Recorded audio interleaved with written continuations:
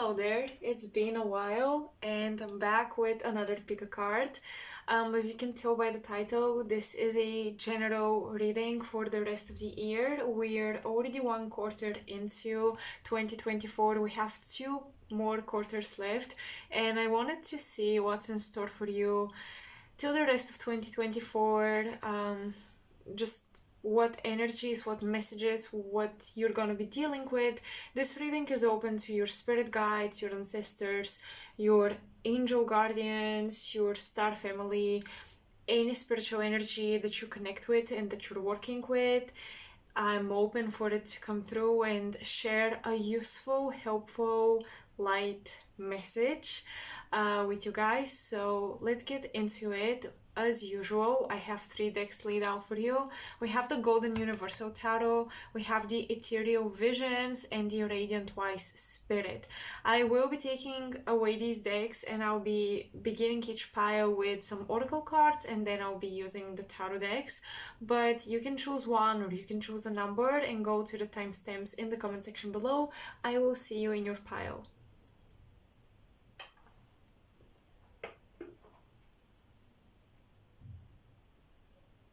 Alright, pile number 1, welcome to your reading. So let's see what are the overall energies that you'll be dealing with for the rest of 2024.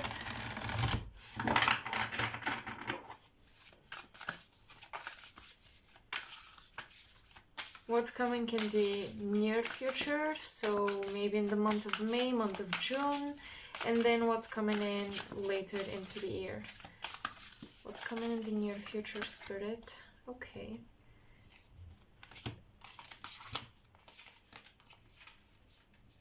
We have a Sandpiper, Spirit. Be playful. And what's coming in for the rest of the year?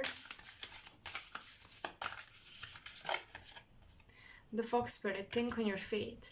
So it looks like these energies feel similar to me. The Fox feels just as playful as the Sandpiper. I'll be reading from the guided book in a little bit, but my intuition with the Sandpiper specifically is telling me you are entering a lot of new fields in your life right now. You're entering a lot of situations where you're not exactly equipped with the knowledge of what you have to do, but you're very enthusiastic about it and it feels like you're receiving help thanks to your enthusiasm. So for those of you who know you're going to be doing new jobs, you know, you have like new projects, etc., and some of you might be stressed out, Spirit is saying to transmute this stress into enthusiasm and excitement, and this will manifest a lot of help for you. People will be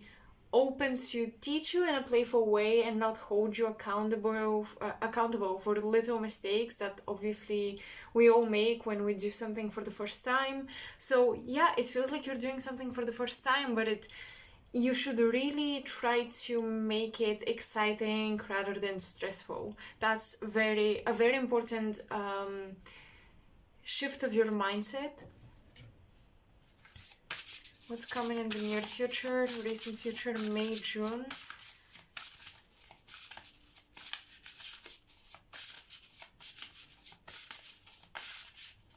For pile 1. We have the Square.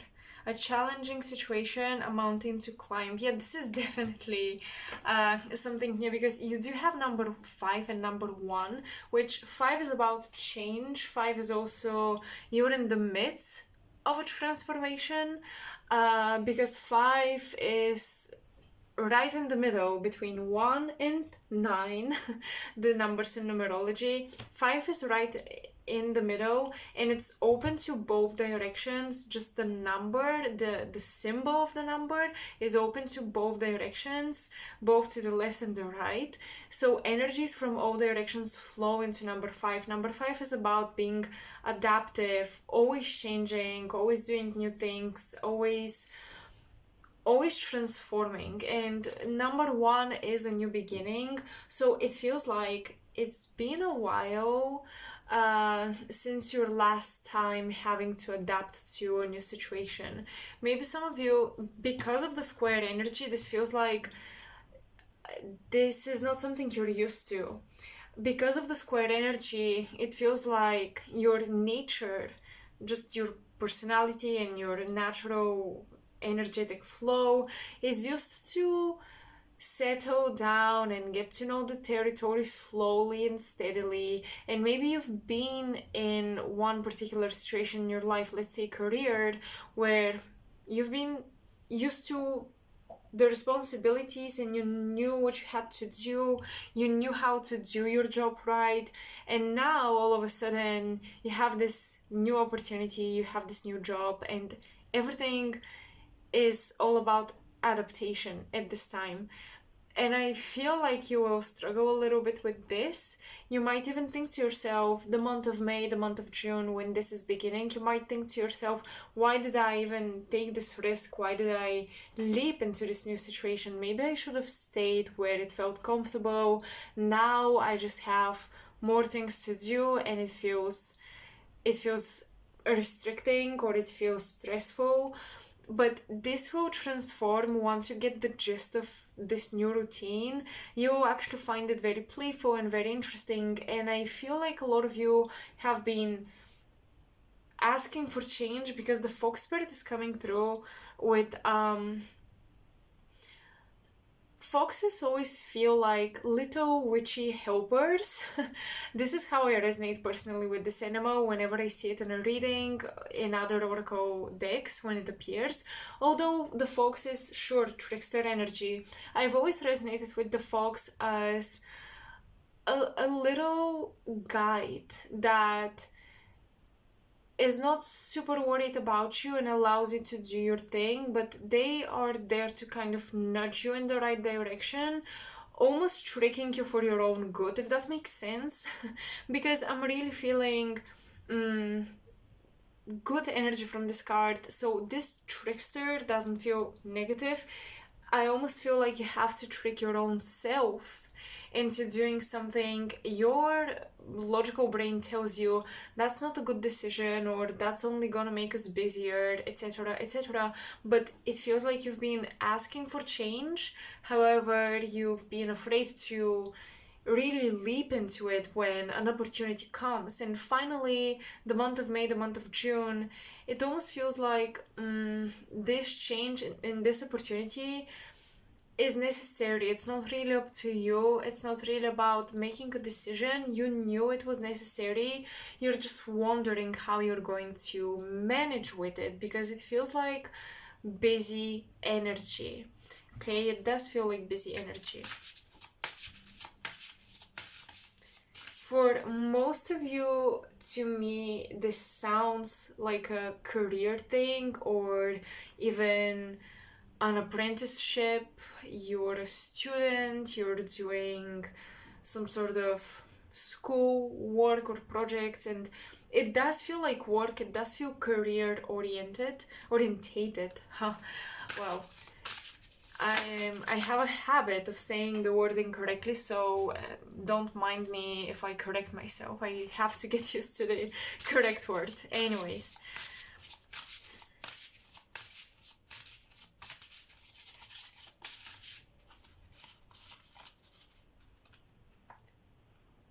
I'm really drawn to the feet of this bird and how they're splashing the water and those lilies or lotuses that it's stepping on.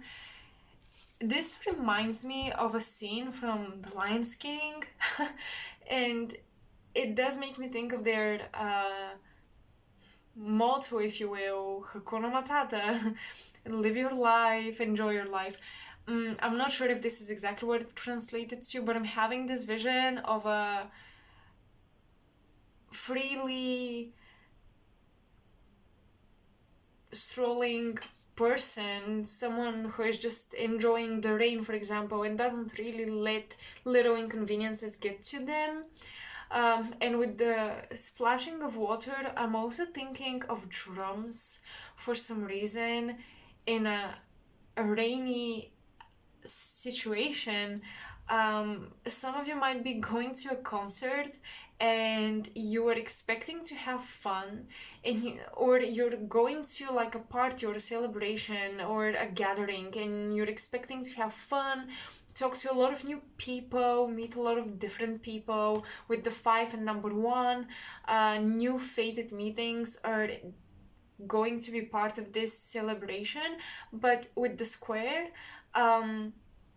and the water, I'm thinking that there will be little inconveniences that will challenge your good mood, and you will really have to be strong-willed and strong-minded and persevere despite the little challenges. Not allow them, you should not allow them to get to you, because it's like this beautiful manifestation is coming to life for you, but you're allowing the little inconveniences ruin it for you. Don't let them. It seems like it's something you've been working on for a long time. The square gives you a payoff after a long time of work, putting in the effort, doing what feels uncomfortable, or doing what must be done even when you didn't feel like it. So this manifestation, this celebration, the vacation, the concert, whatever it is, feels like it's something you've been either saving up for, you've been trying to catch up with most of your work so you can get a week of vacation and off work. It feels like you've invested yourself in this, so don't let little things ruin it for you. Yeah, we have Saturn, another restricting energy. I am not sure why you are not allowing yourselves to have fun when you're supposed to have fun. And when the moment passes, you're having like almost like a FOMO experience, the fear of missing out, but about something that's already gone. It's almost like you fear that you missed out although you were there, like you didn't enjoy yourself the way you wanted to or enough, you didn't let yourself loose. So you guys, pile 1, have some inner work to do when it comes to being playful and just allowing your inner child to do what it pleases and what it wants to do. With Saturn, there is this inner authority that you always impose on yourselves. And I even think that the fox spirit later into the year, think on your feet. When you think fast, or the first, for example, when you're doing creative work, usually your first ideas are the best ideas, and then of course you can improve them, but then you start to get more logical, more refined, quote unquote, ideas, but the refinement takes away from the creative spirit of the idea. It takes away from the life in the idea, if that makes sense. And it feels like with your life, when you're making decisions, the first wimps, if you will, until the rest of 2024 for you will be your inner child speaking, your intuition speaking, trying to guide you into places where you will be truthfully happy and enjoy yourself. But there is this inner authority. You're either sticking to something you've been putting long-term effort into and you don't want to let it go, or you cannot enjoy yourself because you've worked so hard for the playtime. When playtime comes around, you are exhausted. So there needs to be a rebalancing act of your priorities in order for you to be able to enjoy yourself when that time arrives, and to be able to, get organized when you have to. These are the two main themes you'll be dealing with in 2024. And they're especially going to come on display in May and June, but the same energy, it may pass. Like, for example, this celebration or whatever concert, whatever situation that this is, where you're supposed to have fun, once it passes, you might say, next time I will really have fun. And then when the opportunity comes around next time, you might be once again really busy with work or this or that responsibility. And the fox spirit, I think he will be almost bombarded with here is another chance, here is another chance, here is another chance, to the point where you might even feel like, isn't it a little bit reckless to enjoy myself so much? Uh, to let myself go so much, but I almost feel like your soul will push you from one extreme into the other, and it will challenge you to think quickly and to make decisions quickly in order to listen to it. And you might make some decisions that will appear reckless, even to you or even to some people around you. Um, but I feel like just your soul is balancing the polarities of being super restrictive and being very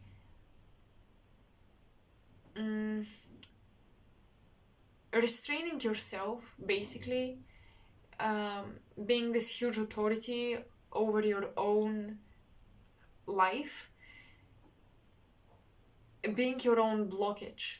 Your soul will push you from, you're so much into this extreme of being your own blockage, and your soul will push you into completely unblocking and just becoming, living an unhinged life for a while, just so you can get a taste of it and see what you've been missing out on, really, and find ways to incorporate it in a balanced manner into the future. What else will you be thinking on your feet about? Let's see.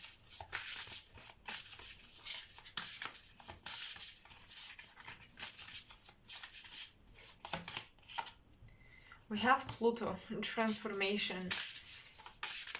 The astrology cards, so the animal spirit cards are super nice and enthusiastic, but the astrology cards are very heavy, and it feels like your soul is just ready to enjoy itself and have fun, but your material life, you've been building a different type of routine. It's like you've been building your physical life, your routine, your day-to-day schedules and responsibilities. You've been building them for the disciplined version of yourself, and that's not bad. Discipline is not a bad thing. It's very valuable to have it, but you've been building it only for this version of yourself. It's like you've isolated all the other aspects of your identity, and you've valued the most productive, the most responsible aspect of you, and the rest feels very isolated, basically.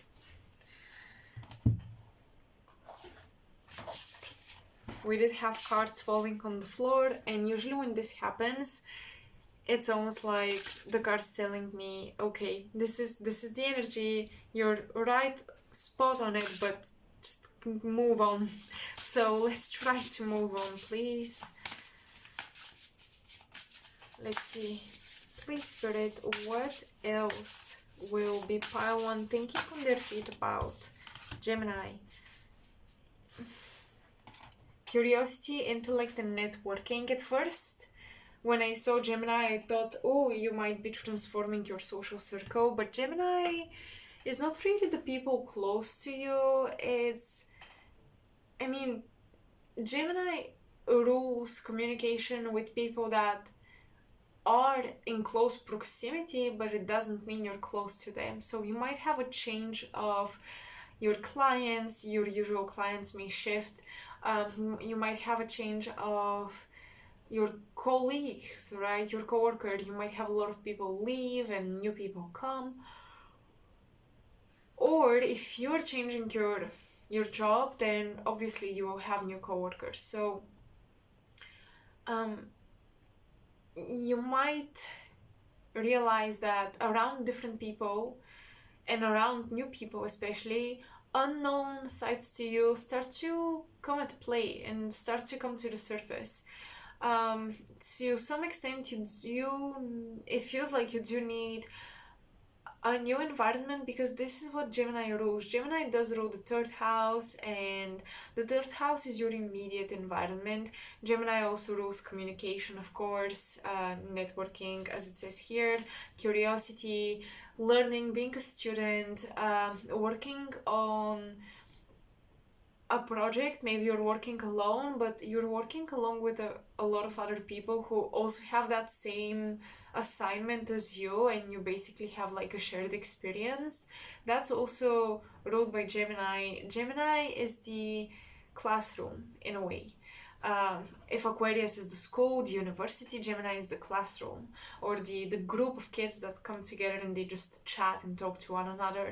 So it looks like this is changing, your immediate environment is changing, and maybe this is why you have to think on your feet. Maybe you are in a completely new setting with a new language, a new culture, and you do have to think on your feet how you communicate, how you navigate the city transport, etc. So I think this energy is really good. Changing your immediate environment will show you that you're not who you think you are. A lot of the times we get adapted to our living environment, be it our apartment or the neighborhood that we shop around for groceries, etc. We get so used to it, we walk the same streets by habit, we get off at the same bus stop by habit, we go to the same cafe shop by habit. So with Gemini, it looks like you will be in an environment that doesn't allow you to do things habitually, and you're always adapting. So this is further into the year. I'm suspecting around October, November, this is when this is taking place. So yeah, May, June, maybe even into July, you're dealing with how can I have more fun. Later into the year, I feel like you're moving, your immediate environment is changing, you're moving from one city to another or from one country to another, because Gemini does rule languages, and it looks like in your situation, this might be about you're in a setting where people don't speak your language and you have to adapt to this. Especially when you are somewhere where you don't speak the language, you are forced to learn. And I was feeling this a lot from the cards. You're forced to talk to people, you're forced to learn words, vocabulary, the whole new language, if you will. You're forced to learn a lot of things, and you're forced out of your habits. Whether you want it or not, you just cannot help it. It's a new place that you live in. So this is what I see. Now I'm going to pull tarot cards. I wonder if I want to put these aside or leave them. I will leave them. Okay.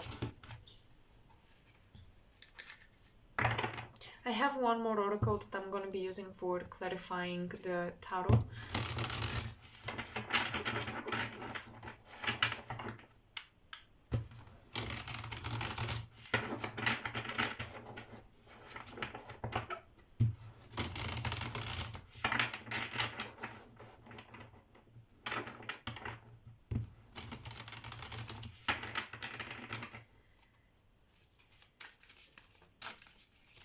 It's just about the rest of 2024 spirit.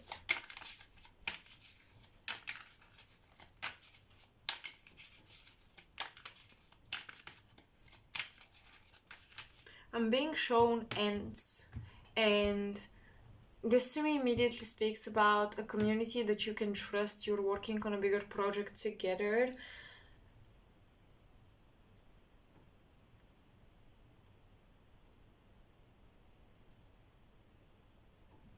If you've been working alone, if you've been doing things solo, especially with Saturn in the square, if you've been isolated, working from your home, etc., never collaborating, things of that nature, this might change really quickly this year,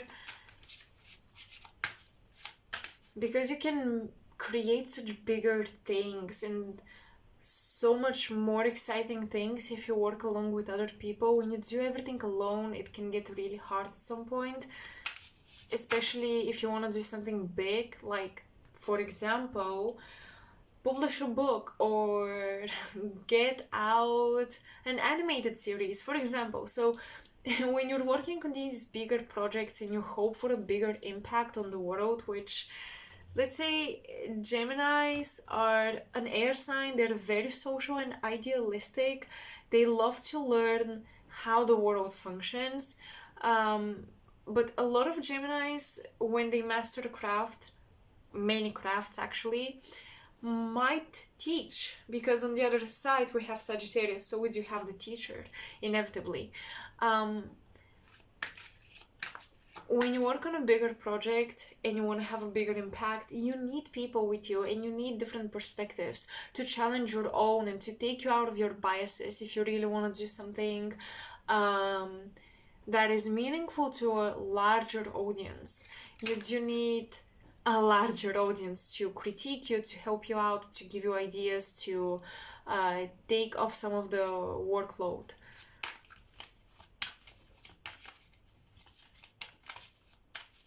With Pluto and Gemini also, Pluto is where we find power, so you might realize that you're not more powerful when you're able to do everything on your own, like you have all the skills that you need, almost like you're one person, but inside of you lives a whole team. That sounds really cool on paper to be able to do everything, but the burnout is not really cool. So pile one, allow collaboration into your life, be more playful and just allow more people into your project.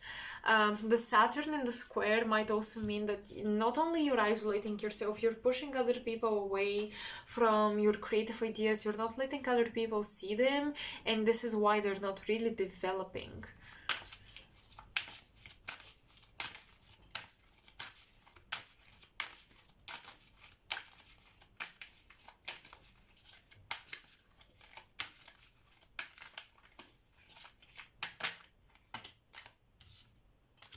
Six of Swords and Knight of Pentacles. Yeah, it looks like you're moving to a different country or a new environment to seek more lucrative opportunities. You're looking for more lucrative land, basically. You're looking for a place, whether this is within social media, because the Six of Swords is about moving on from anxious, stormy weather and waters into calmer waters, peaceful waters. So basically you're moving from chaos into peace, and this is like you're trying to steady your energy. And then the Knight of Pentacles is also known by the quote or the phrase "slow and steady wins the race." That's the Knight of Pentacles motif, if you will. So these two cards coming together make me think of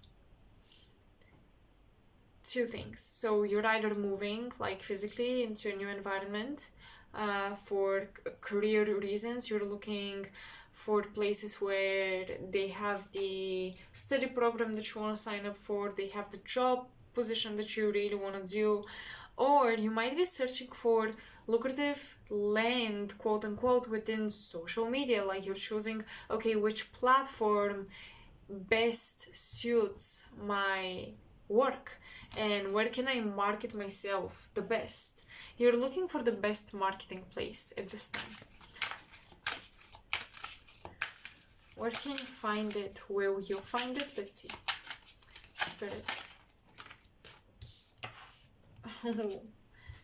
Okay.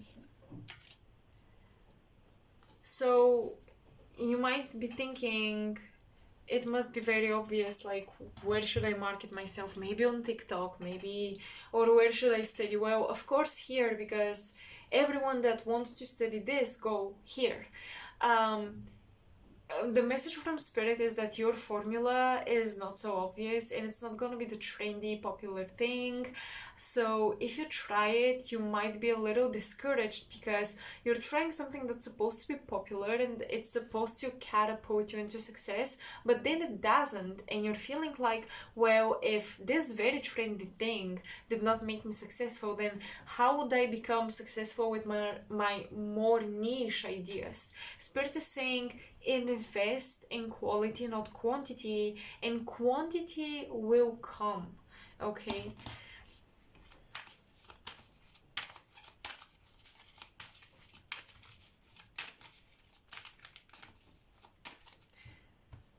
So the eyes of the fox earlier into the reading made me think of the presence of a woman, especially later into the year, playing a huge role. And now with the Seven of Cups also, there's this woman. There might be a woman in your life, someone either who like has a great social status, is already into the career field you want to insert yourself into, someone you might rely on to help you. But I feel like their help, um, they can only help you so much. Like, you might really rely on someone to connect you with the right people, put you in the right spot, and from there on, you're just working your ass off and everything works out. But it's not as simple as that, is what I'm seeing. And you might be a little disappointed. You might realize that you've played into an illusion that this person can help you or that they have the resources you need. Because with the slogan or the sentence here, think on your feet, I feel like this woman promised you, yeah, sure, I will help you, I can do this and that and this and that. But when it comes down to it, they might do everything they promised you to do, but it just doesn't work out as you imagined it, or maybe as they imagined it, or maybe they left you with an impression that they are a god and can save you and they have so many connections and so many resources, but at the end of the day you realize that it really boils down to your own skills and it boils down to your own networking. So don't put your power in other people's hands. Okay, that's important, especially around the end of the year. Sure, you can rely on people. I told you you will be collaborating, but collaboration is when you do the work, they do the work, and you have a common goal. When you ask for help, that's not a bad thing, but very often people are like, yeah, I can help you with this and I can help you with that, and they're very enthusiastic until you actually ask them to help you, and then they're suddenly super busy, or they kind of do it just to do it and don't really do it with their heart put in it, in the help. Like, their heart is not really singing when they're helping you and they're not really excited about it and they don't really do the proper job, let's say. So yeah, there is a little bit of a power dynamic with other people's networks and you depending on them. Spirit is saying you have to build your own networks through breaking out of the habit of isolating yourself and hiding your stuff, hiding your work, hiding your ideas. You have to be the one going out on this journey, seeking out the people that can help you with your ideas. It's not gonna be as easy as, oh, this person has connections, they will sort this out for me and they will uh, you know, link me up with this other individual. You have to be the one going off on your own journey and finding the necessary links and connections.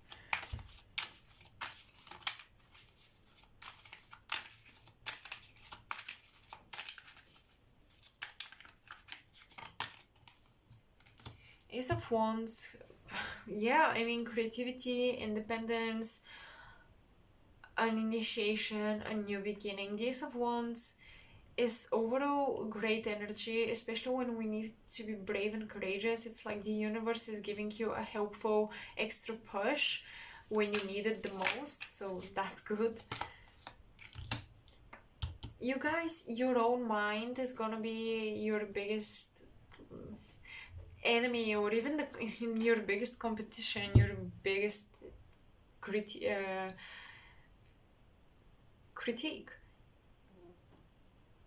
with the Eight of Swords. Because the Eight of Swords is, we're feeling stuck, we're being stuck, but it's because we're stuck in our own mental confines. It's not real. The Eight of Swords is, that's about it.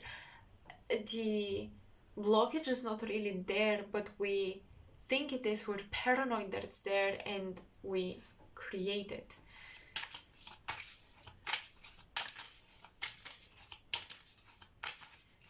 This year is the year when you're gonna be overcoming a lot of your insecurities about showing your work to the world. Honestly, that's like the biggest theme. And once you start doing it, I think that's the key to you having fun. Because when you show your work to the world, when you're so invested in your creativity, your inner child really sings. I know from myself and my friends, whenever me or one of my friends is totally submerged into their creative juices and they're just doing what their heart wants them to do, they're a lot more playful, a lot more fun to be around. I am like this as well, and I think it's just natural because your inner child feels so nourished and satisfied. And I think once you cross that line, once you overcome the fear of publishing your first book, putting out your first video on a social media platform, posting, blogging the first blog post, once you make that first step, I think it's gonna have a snowball effect from there on.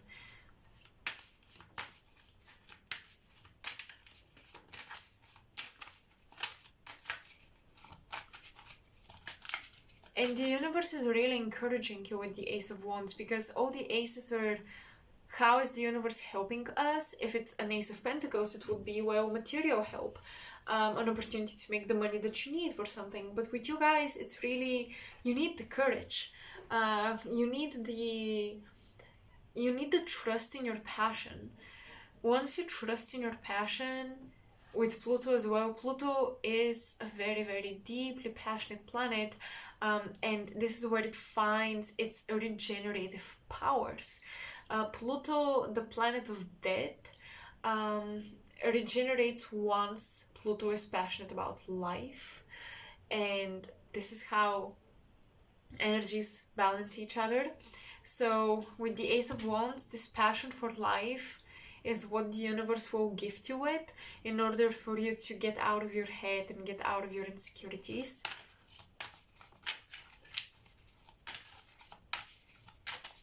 And maybe even a little setback where, as I said, this person you rely to help you doesn't really do a good job at helping you. You might realize that it's not because, oh, I'm not meant to do it then. I failed, then I must not be meant for it. This situation is happening for you to realize that ultimately you have the power to propel yourself forward on this journey. And yes, you can collaborate, but you're the one that will be seeking the right people. You're the one that needs to have this soul bond connection. And I feel like for a lot of you, this collaboration I'm talking about, the people that will be helping you out with your ideas in the future, for a lot of you, these people were really soulmates or soul bonds that it should not be, and it cannot be superficial to establish these bonds if you want them to work. Because I think you're creating something that really comes from your heart, and you need other people that will connect through their heart with your creation as well. So you need a trusted fellowship to do this project with.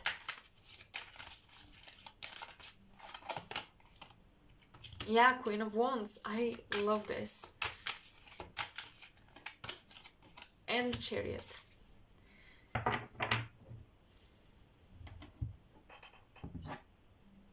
going to take a sip of my tea.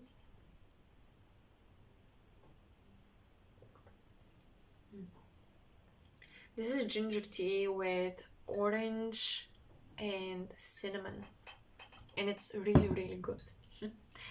So, Queen of Wands. It looks like further into the year, your confidence is finally picking up, which is super cool because I can see you journeying, failing, pushing again against your own insecurities, and that final push, even after you failed, is almost like you're proving to yourself that I am really committed to this. And then what awakens within you, what blooms within you, is this beautiful sunflower, or your solar chakra really strengthens with the Chariot, which is ruled by Cancer, or the moon, and sometimes even Mars, because we have a warrior in this Chariot. We have the hero between the two energies, light and dark,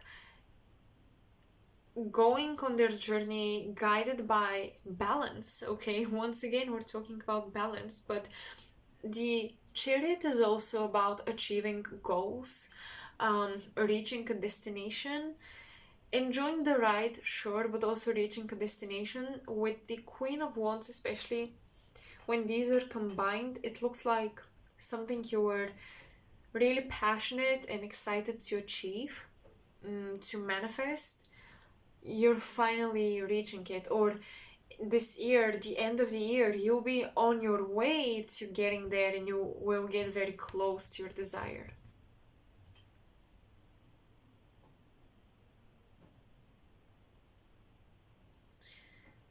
Let's see if I have anything else for you.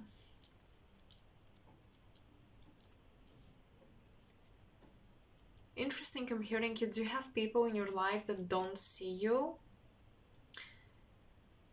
and you have people that see you but you don't let them, like people that praise you but you downplay it, people that tell you you could be doing this, you're really good at this, and you're like, oh no, it's just a hobby, or whatever other excuse you come up with.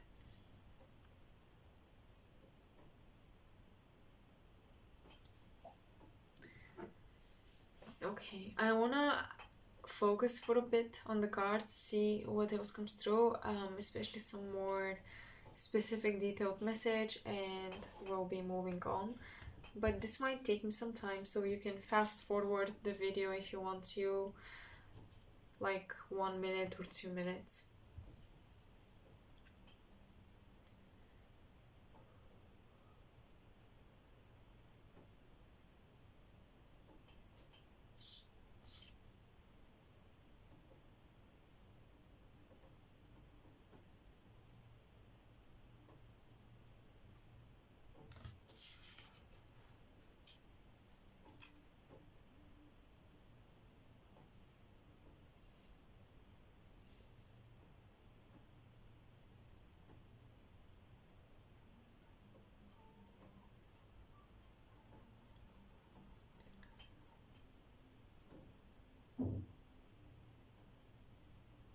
Some of you are traveling to Rome, Italy, or Spain, or potentially Greece, because I'm getting these, especially Rome and Greece, I'm getting places with ancient temples that you can just walk around in the city.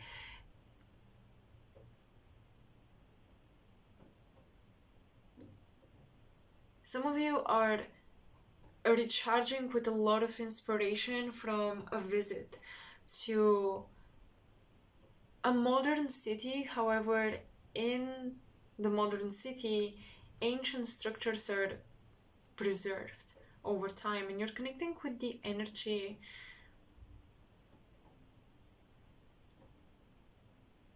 And it could be that you're going to a temple dedicated to a deity you really resonate with, to an energy you really resonate with. Maybe it's a lunar deity and you love the moon, or it's a solar deity, you love the sun, etc.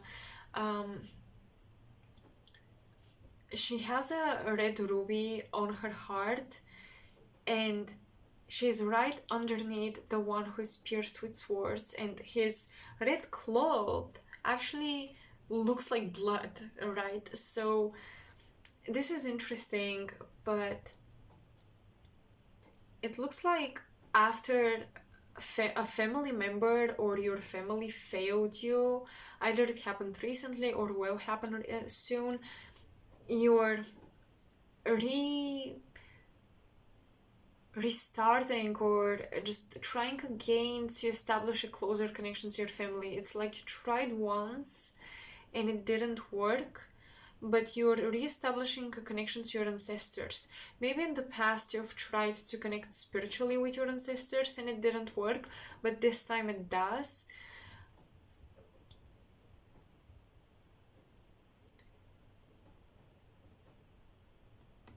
I'm getting you've been doing some work this year. Sorry, this is the rest of the year. So for some of you, you either did it very recently, and that's why I'm picking it up as in you did it, you just did it recently, or this is in the near future, or just till the rest of the year.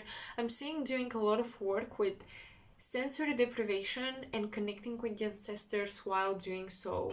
I'm seeing a lot of traveling to meet with people who can specifically communicate with the other side or help you communicate with the other side.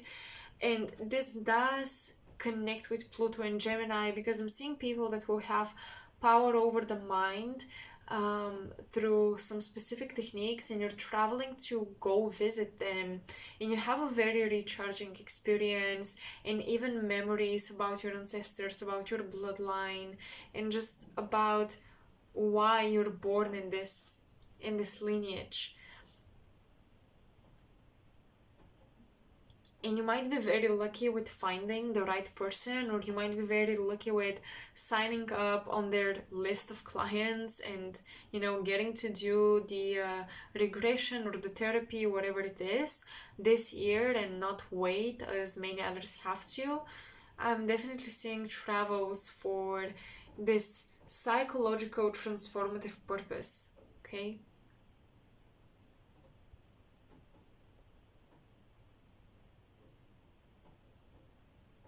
For some of you, it could be a physical healing that you're doing, but it does feel energetic. With Pluto, it does feel like whatever healing you're doing this year, because the Chariot also does talk about this journey of healing and coming together in balance with yourself.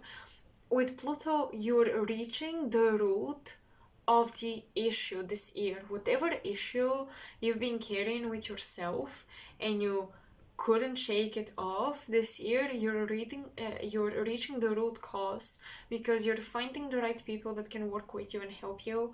I firmly believe that healing really depends on us and how much work we do. Also, when it's like sometimes minor physical things, if you want to heal them with energy, etc., it really depends on how dedicated you are. But there are exceptions when really the person you're working with, the person that is guiding you through the process, is just as important. I like to think that both are equally important values, but some people heal themselves without a teacher, without a guide. They just do with the power of their mind. And with Pluto and Gemini, there is something about your mind and making the right connections in your mind, diving into the right spots in your mind, establishing connection beyond the physical body with your mind, will help you regain power, confidence, and will bring healing, and even, as I said, memories of your purpose here. So just regaining a more holistic idea of who you are, and even a more spiritual idea of who you are, with the Queen of Wands and the Chariot coming together. This is what I was feeling. There was something in the cards, but it didn't come out immediately. So yeah, pile one, this is all I have for you guys. I hope you enjoyed this and I hope you resonated. Let me know if this information is useful, resonant, and helpful, and I'll talk to you soon in my next video. Bye.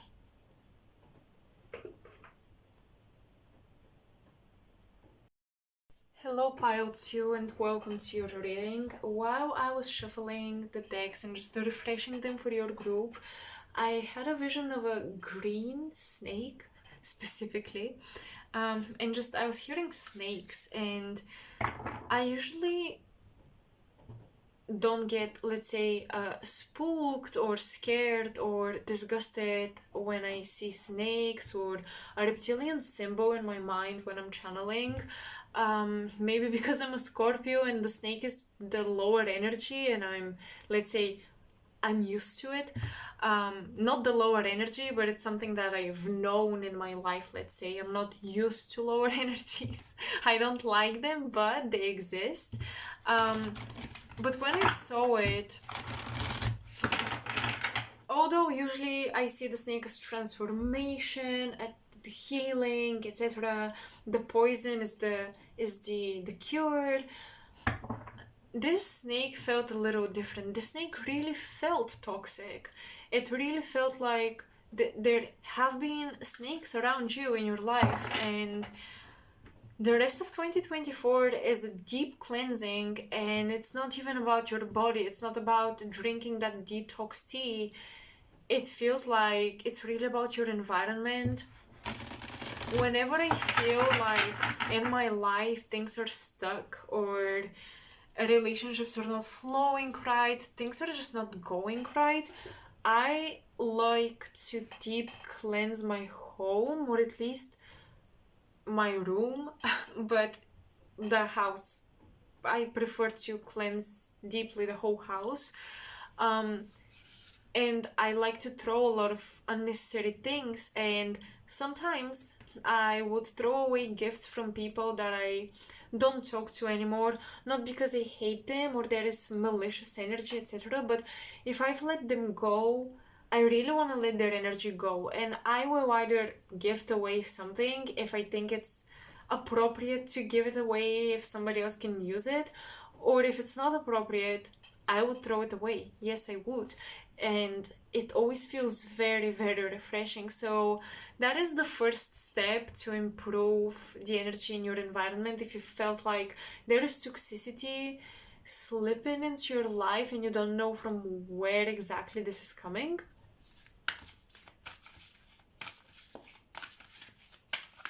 so let's see what's coming in for you in 2024, the rest of 2024, the near future.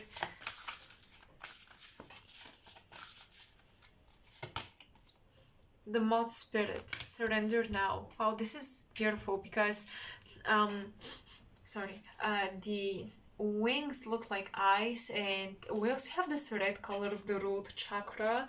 So a lot of you are actually awakening to what energies influence your body negatively, like what has an impact on your physical health, what has an impact on your mental health, but especially your body.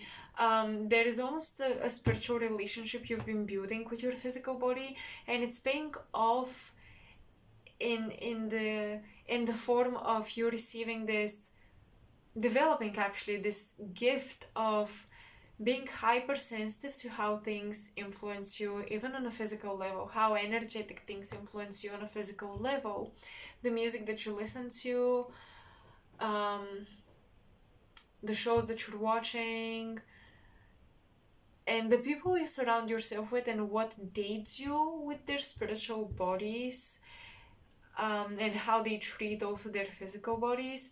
You might have this awakening of, I want to surround myself with people that treat their physical bodies sacredly, like they're a temple, not with people that mistreat themselves.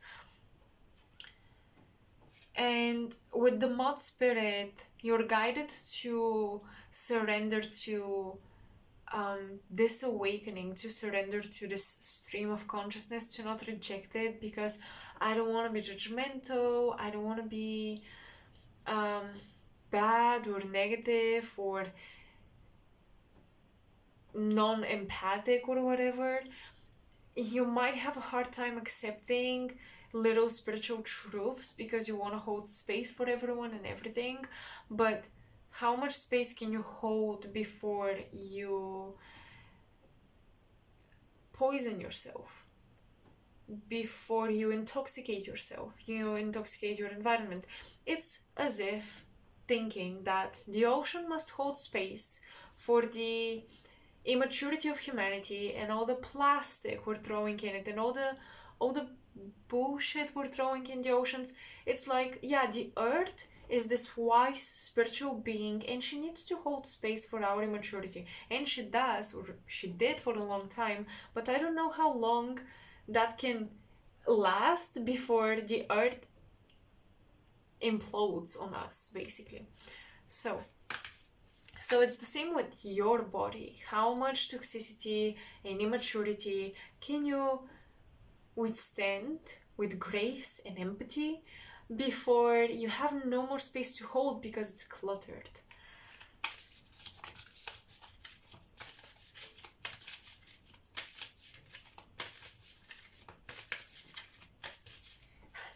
And I'm hearing lyrics from a song, and I cannot remember the name of the singer, but basically like a moth to a flame. Oh my god, he is such a famous singer. He is very trendy. He's a pop singer, but I don't remember the name, so I'm sorry. But he has this song like a moth to a flame or something like this. But I just remembered the lyric, and I'm sure it's just an expression like being drawn to something like a moth to a flame. You might be in the near future drawn to things that slowly take you out of anything that is toxic. The whale spirit, interesting, talking about the ocean. We have the whale spirit, trust the great mystery, and spider spirit. Listen, I'm gonna pull this out because it feels, yes. It feels like this is how the cards should be.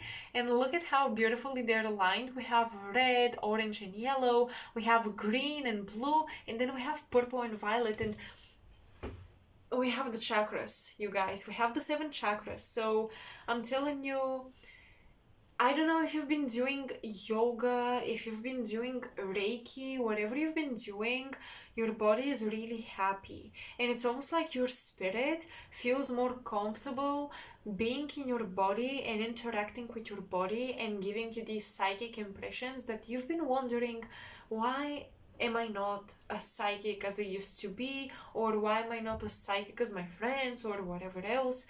Or as this person? Or as psychic as I wish to be? And well, your body has been having a difficult time, but now it's like your physical body has really calmed down and it's become more of an open tempo for your higher self to flow in and just communicate with you more clearly.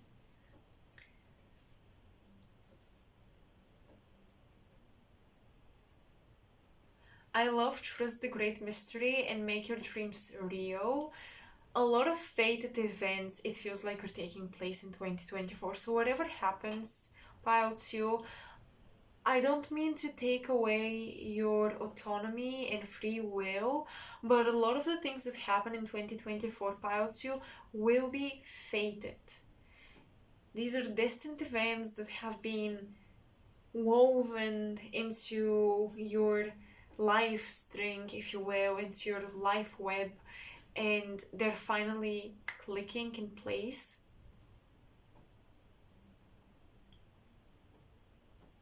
I feel like you're just talking to spirit a lot more. This is what this feels like. Allow me to read from the guidebook because I feel a little overwhelmed by how perfectly these cards align with each other, that I feel like I will be missing out on the deeper message.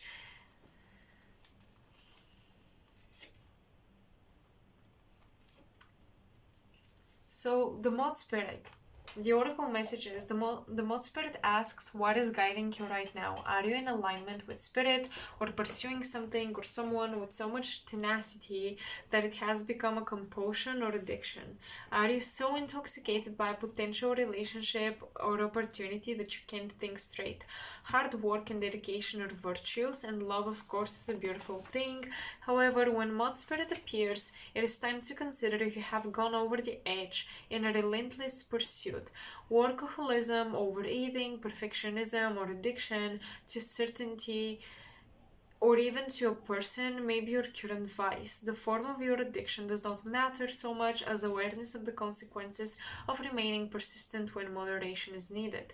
Let go of your excessive energy by channeling it in more than one direction. The fire burns hot, and you do not want to be engulfed by your passion to the exclusion of all the other pursuits that matter to you. Now is a time for surrender and radical acceptance so that your drive does not cause you to flee or to fight. Spirit wants you to release your need for certainty and control so that you can relax into a more balanced way of using your Mod Spirit energy. Banish the shoulds and musts so you can enjoy what is, and as you allow for what might be. Protection message. Mod Spirit can be intense, and honesty about your own compulsive tendencies is needed right now. It is too easy to switch from one addiction to another, or from hyper materialism to hyper spirituality, to spirituality that is driven by superficial goals. The umbrella is very, very large here. And I'm not saying this to shame or judge anybody, but just to raise awareness, hopefully. It is too easy to switch from one addiction to another, distracting yourself from the discomfort of uncertainty and the thoughts and emotions that arise when you aren't single-mindedly pursuing a goal. Mod Spirit calls to you to practice moderation in all things and recognize when think you are headed toward the light, but are really heading into a fire that will cause burnout. Why are you so resistant to letting up? Could you be avoiding difficult emotions you need to feel and release? Well, that's why we have the whale spirit, I suppose. Now is the time to do a fearless inventory so that your addictive tendencies can be toned down and rechanneled into enthusiastic activity in moderation. You're not a machine. Listen to Mod Spirit's message that the change is needed to support your well-being. Maybe deep down, you know you have become too attached to something and someone. Let go of your need to control the outcome and allow yourself to remember the many ways you want to channel your energy to relationships, to work, to giving to others, to self-care, and to all the other pursuits you value. So basically a balanced life. And I think that's why all the chakras appeared, because getting into your body and grounding can connect it to your spirit. So paying attention to the material enough and making sure your spirit is also thriving and balancing these. That's why you have all the colors of all the chakras here, not just one.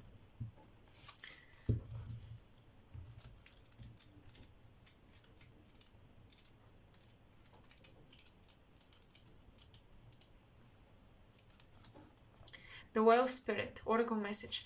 Whale Spirit is an ancient creature who was here at the beginning of time and who has seen everything, felt everything, and heard everything that has ever transpired on this planet.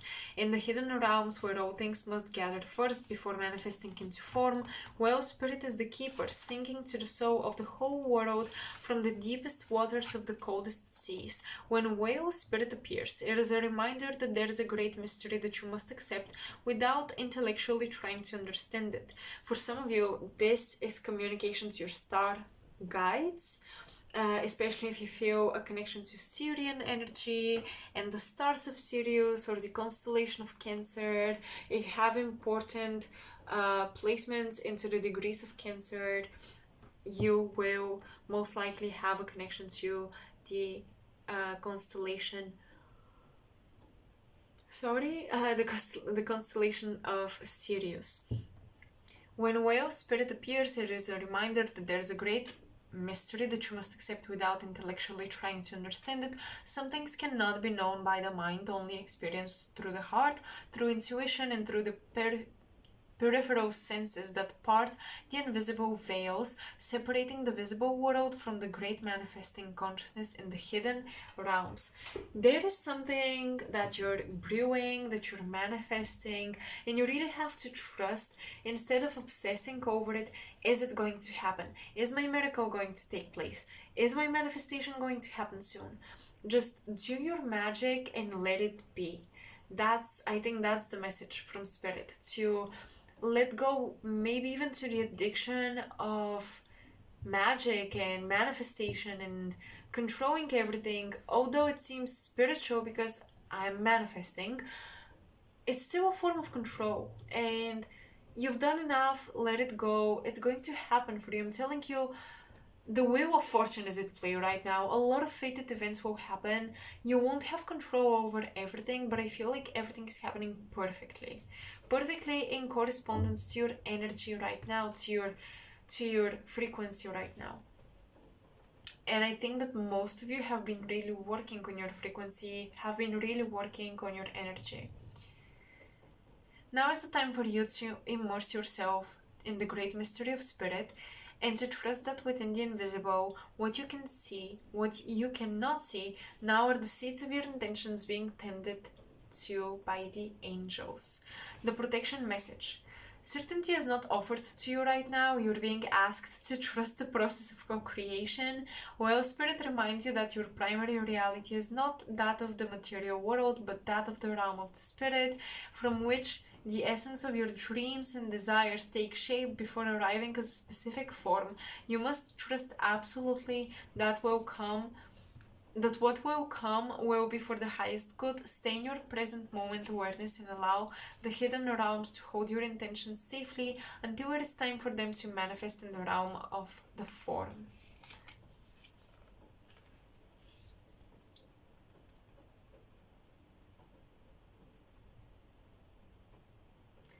The spider spirit talks about taking just a single step, making just one intention, and how everything begins with just one intention. I'm not going to be reading the whole thing because I don't want to take too much time with this.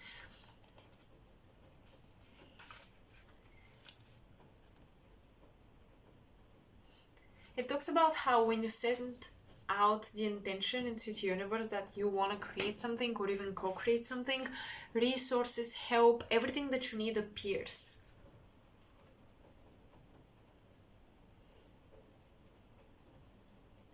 Inspiration wants to be channeled through you, and for a lot of you who might be struggling with addiction, I'm not a professional help or support, but it could be a small form of addiction. It could be you being addicted to your relationship and not being able to focus on anything else.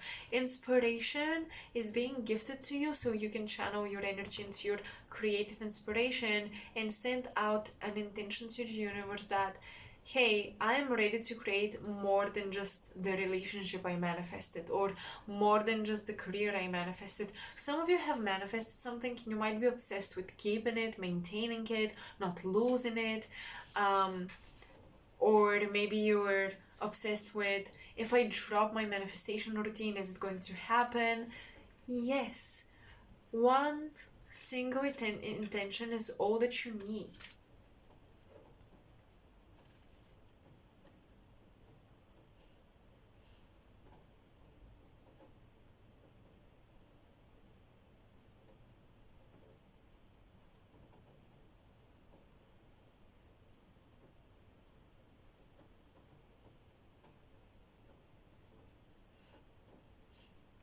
I feel like a lot of you are finding, once again, a balance back into your body. You're almost building this trust with your body that you can work, but you won't exhaust yourself this time. You can meditate, but you won't escape this time. You can cook your favorite dessert, but you won't eat the whole tray. You're building trust back with your body and spirit, and creativity is going to be really helpful. Writing, reading, painting, making music, dancing, These are going to be very, very helpful tools so that you don't forget your intention for balance. And I feel like healing your relationship with your body and trusting it, that you won't overindulge in workaholism or whatever else that might have been the addiction. Building that trust will really help you focus on your dreams, because for some of you, with make your dreams real, some of you might have forgotten you have dreams, being so obsessed with one particular thing. You forgot how to dream. When you're obsessed with something, especially when it's addictive, it can become your whole world. Like every day and every hour revolves around one thought, one idea, one objective. And you forget about everything else, and everything else starts to feel impossible if you don't first take care of the addictive behavior. Maybe it's going to the gym. If I don't go to the gym, I won't do anything else today. That is my biggest priority. And then, for example, you go and you're very tired and you don't have the energy for that painting you've been postponing for a month. So that is the balance, and that is the trust you're building with your body in 2024 till the rest of the year.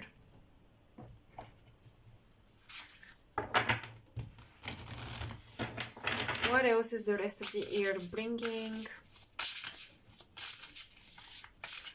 Moths, spiders, little insects might be a sign for you that they could be signs from your spirit guides that try to bring you back into your body, that try to bring you back into the presence.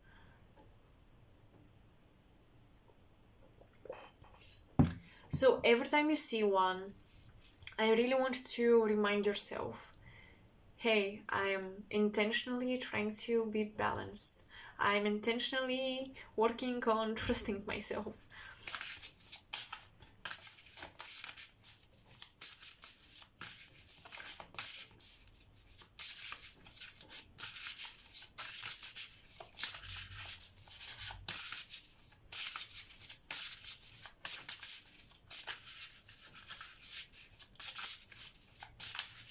For some of you, a lot of the toxins in your body, whether they come from food, other chemicals, relationships, etc. I feel a lot of Syrian energy. I feel specifically a Syrian priestess energy with that spider and the whale spirit. And they're saying they're working on cleansing your palate. So for a while, they might take away a lot of things that you're addicted to. You might be forced to drop them. They're cleansing your palate until you're able to really taste the nuances of life again. It's like you've been very saturated by one particular aspect of your life, and maybe even your spiritual work has been very affected by this. Work with the Syrians, call upon them to help you with this, with your day-to-day environment, and with your day-to-day routine and your day-to-day tasks and responsibilities, and how you live your life hour by hour.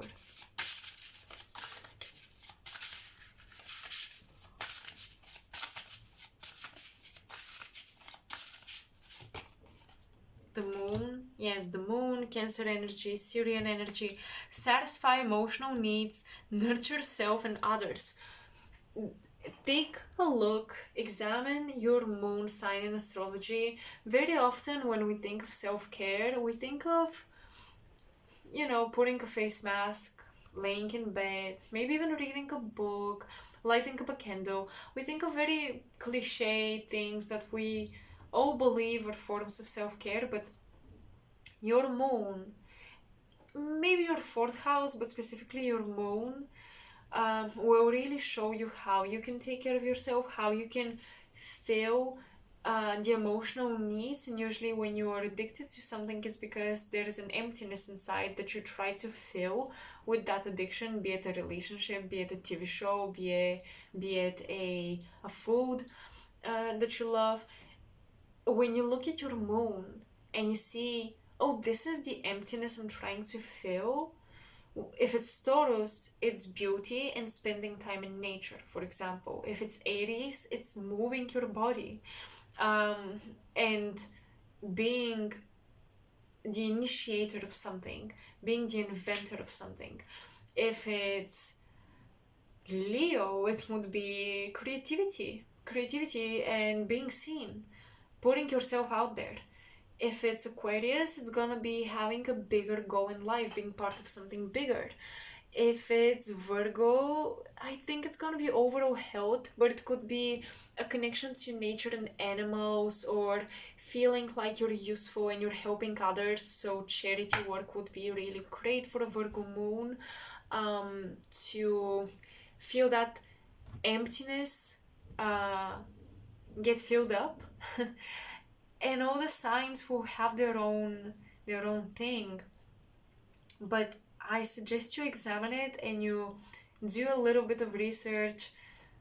What do I need if I have a moon in such and such sign?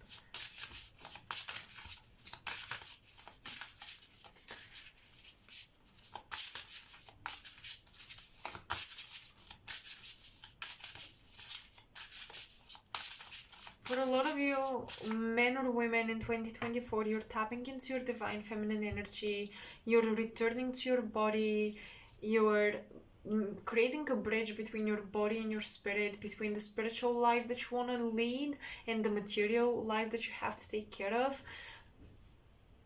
And the moon is just a beautiful... The light of the moon, Carl Jung describes the light of the moon as this fog that unites everything, that blurs the edges of everything, and how the moon, especially for women, is the luminary that represents the psyche. So when you think of something being conscious, or when you think of awareness, of awakening, of enlightenment, you often think of the sun, while the moon is the shadow, the subconscious, right? But for women, he describes that it's different, and that our solar energy, our energy of awakening, our state of illumination, is when we create. It's actually Eros, it's not the sun. It's when we are creative beings. And when we feel connected to creation, because we are intrinsically connected to creation at its finest. And the moon is that light that illuminates the female psyche. So she sees the world from a different perspective, but it's not the subconscious perspectives. It's not like, oh, women are asleep and they're ruled by the moon and they are not awakened or illuminated or whatever. But we see the world often as in, how do I connect to this thing? How am I part of this? How am I connected to this? While the solar consciousness, mostly in men, but of course these can be reversed depending on which archetype really dominates inside your psyche. The solar archetype, the solar awakening, is not necessarily the connection to creation. It's generating the ideas, beginning something, but also beginning things that define you away from other things, if that makes sense. Like, the sun creates boundaries and very defined edges. When the sun illuminates, the light is definitive. It separates things. You can clearly see that this is separate from the candle. But with the moon, you're looking at the misty light that unites the two. It's almost like you see the spirits of the two flowing into one another. So a lot of you will be learning a lot more about your creative process and how to stay in your body and still connect with your spirit and involve all of this into your creation weave all of this into your creation. So a lot of you are gonna be creating very ethereal products or paintings or music pieces, whatever it is. A lot of you will be creating things that unite and connect people and consciousness with the material realm, and not separate it, okay? And you'll be also learning how you can live keeping this connection to your higher consciousness while in your body. You don't always have to meditate to hear your higher self or to have your higher self speak through you.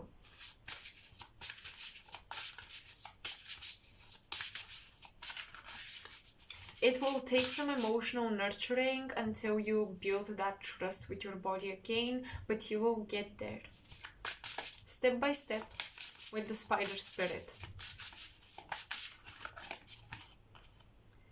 The 10th house, structured, discipline, life mission, accomplishments, and career. By the end of the year, I feel like that whole journey you've been on, getting to trust your body, getting back into your body, healing it, healing your connection to your spirit, etc. All of this will actually bring forth great results when it comes to your dreams. In terms of the things that you want to manifest and accomplish, because it feels like the disconnection from your spirit was the reason why you couldn't accomplish or achieve certain dreams. It was the reason why you couldn't see how to get to your dreams. Okay, if imagine there is a path that you must walk to get to your final destination where your dreams come to life, you couldn't see the journey, you couldn't see the path. You weren't sure where to put your foot when you take the step. And I think that building that trust will allow you to take small steps, not even think about the bigger journey, just think about the next step, and you will be able to see, oh, this is where I put my foot. Oh, this is where I put my foot this time. And like, it's almost like the path is revealed little by little as you're walking it, and by the end of the year, you realize that I've painted 10 beautiful pieces and I can't believe it. I never thought I would do it. And that's because every time you put one brush stroke on the canvas and now you have 10 paintings. That's how this journey is gonna go for you. You're not going to really see it from the bigger perspective. You're really going to see it from the small steps. You're going to remember all the small little things and how small they felt while you were taking these steps, but where they took you. So it's important to trust yourself like that. And maybe I'm somebody who loves planners and journals, and I just love organization. I don't know why. I don't have Virgo in any major places, so I don't know.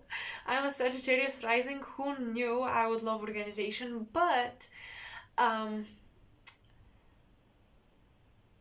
although I love it, I feel like for you, the cards are suggesting something I would never thought I would suggest to anyone. But like, if you had a journal where you track your progress, etc., maybe throw it away, because maybe you've been more focused on tracking that progress instead of being focused on progressing, and that could be the issue. Trying to always control like the bigger journey, right? This is the year when I'm gonna do this and this and this, instead of, hey, this week I'll be doing this and next week I'll be doing something else. And just trust that your spirit will inspire you to do things that in the future will beautifully weave and come together into one whole picture. Okay? This is the type of trust you must have.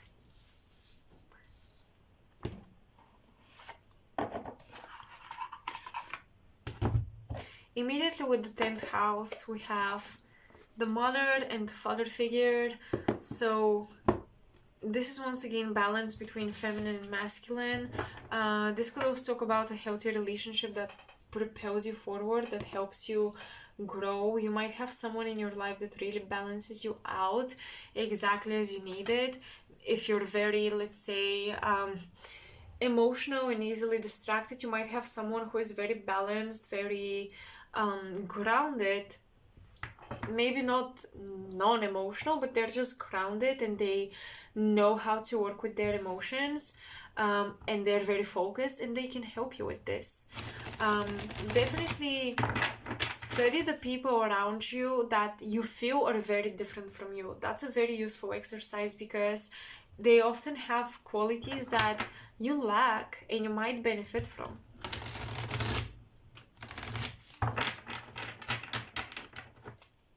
Because I'm seeing this mother and father figures, I just feel like you might have people that will complete parts of you where you felt like you couldn't complete them yourself. Like qualities that you felt you could not develop on your own, you will develop alongside other people, trusted people. It does feel like family. You might also receive unexpected family support or very well expected family support. With the moon and the 10th house, now this could be a very ambitious mother figure that is the reason why you disconnected from your body in the first place. That was the reason why you felt like you needed to escape. Maybe you had a very ambitious mother figure that tried to compensate with masculine energy, and she only taught you this, and you don't have a way of relaxing really and balancing, so that's why you sought out addictions.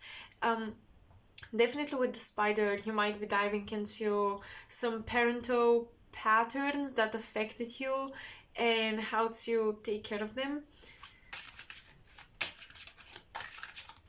How to raise awareness in order to not be driven by these parental teachings anymore.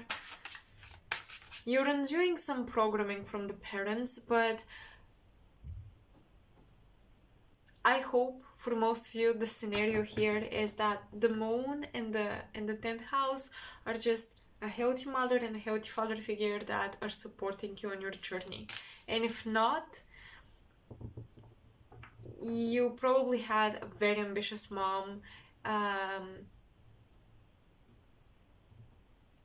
and looking up to her as a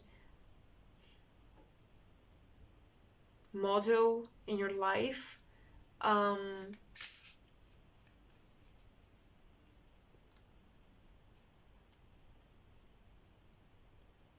You lost your ability to soften up, okay?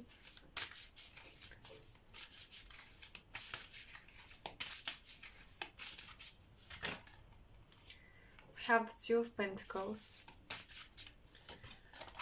the Knight of Swords. Oh, okay. A lot of conversations about money, withdrawals. Should I withdraw from my savings account? Should I not? A lot of these conversations will be held this year.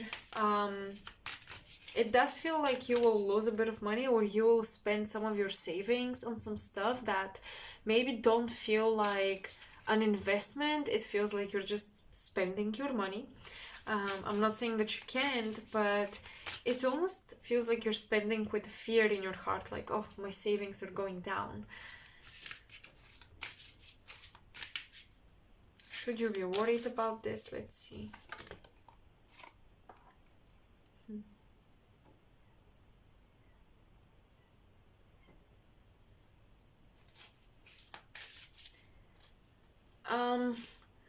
Don't spend money due to peer pressure. So if people want to go out or travel places where maybe you don't really want to travel, but you just want to be with your friends, maybe don't go on that trip. Because with the Seven of Wands, it looks like you're making the decisions to spend some of your savings, but then you're regretting it, and you're restarting the cycle of, oh, I have to work really hard again to save up money and to defend my territory. Some of you might be really trying to have the money every month to pay for your apartment, for your housing, basically, with the Seven of Wands, because this is defending one's territory. So you're trying to keep your structure and territory in place. But be very careful with what you deem worth it to spend your savings on. Yeah, Five of Wands. Conflict with other people, and the Wheel of Fortune. I did tell you the Wheel of Fortune is here. I expected it to show up in the cards, so I'm not surprised.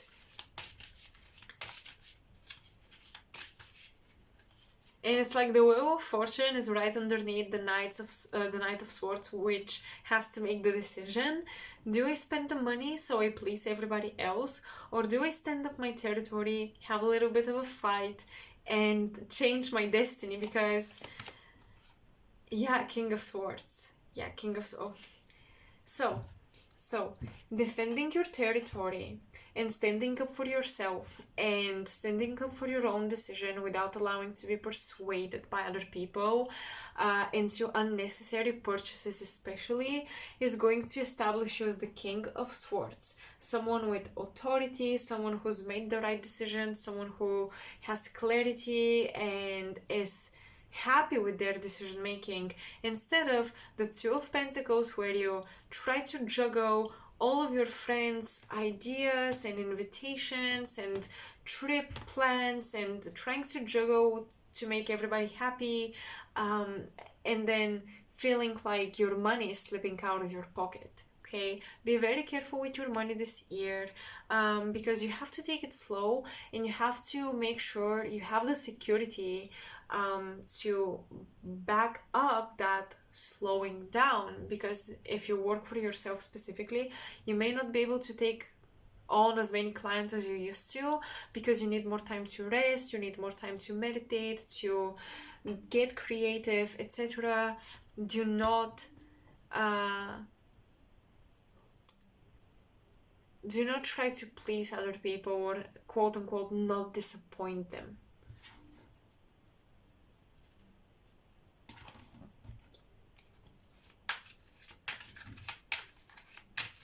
But I do see little fights over money or over your priorities. I feel like some people might be pissed at you for you switching up your priorities. And once again, with the Knight of Swords, I think you will have a pretty sharp tongue.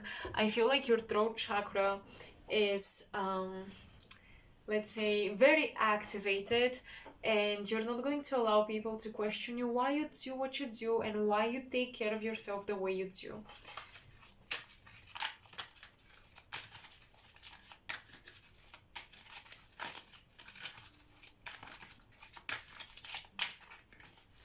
You can expect a phone call by someone that quote unquote dropped you or ghosted you or just left the chat. Basically, he's someone who abandoned you. You might have a unexpected phone call, and once again, put on your helmet, grab your sword, and protect yourself, and stand by your decisions, stand by your words. You might have people from the past coming back trying to question your words and your promises to them and to yourself that you made in the past, being like, I know you said you don't want to be friends anymore, but are you sure? Because I kind of miss you. You might have these people show up in your life. Once again, you have to defend your territory. You have to stand your ground. Yeah, Moon and Pisces, empathy. I'm telling you, you're prone to try to please people, even if you don't think of yourself as a people pleaser. Let me tell you, a lot of people don't think that they're people pleasers, but they kind of think when they do people please, they're just being good people, or they're just being social, and they're trying to avoid being socially awkward, so they agree to help someone even though they don't have the time or the energy or whatever, you might think to yourself, I'm not a people pleaser, I'm just, a good person, and and the list goes on with explanations why you're not a people pleaser, but you just do this because of the goodness of your heart and because you're empathic. But empaths with that moon are prone to people pleasing. And just a warning, okay? Just a warning, because I can see it here. I can see people getting mad at you the moment you defend yourself. So that's why I'm telling you, do not be persuaded. Oopsie. Let's see. Risk. We have Saturn in Aries, and wow, negotiation with Jupiter in Libra. This is interesting. It's interesting because Saturn is exalted in Libra. Let's say Jupiter likes Aries. Saturn and Jupiter are in opposition, not in astrology, like not really in opposition, but they are opposing energies just by what they represent. Saturn is literally confining and restriction, while Jupiter is expansion. So this is why they're opposite in my mind. And then Aries and Libra are opposite signs actually on the zodiac wheel. So that is a very interesting position, and very interesting cards to have. Okay, let's see. You have to take a risk on yourself, and literally negotiate with your friends and within your relationship that, hey, I'm expanding in a different territory, in a different field. Can you hold space for me and just wait for me to do my thing? Because I'm telling you, people may not be used to you prioritizing painting over going out for drinks, but this is what you need to do and this is what you're doing. So yeah, you will be negotiating for the opportunity to take a risk on yourself, to take a leap of faith on yourself, because Aries is I am, and focusing on you might feel like a restriction. So that's why you have to negotiate with other people to respect that you need this time. Okay, I want to clarify the Wheel of Fortune. One last card. What is changing? What else is shifting? What is this Wheel of Fortune? What fated events are taking place? What fated events are taking place, Spirit? Fated events.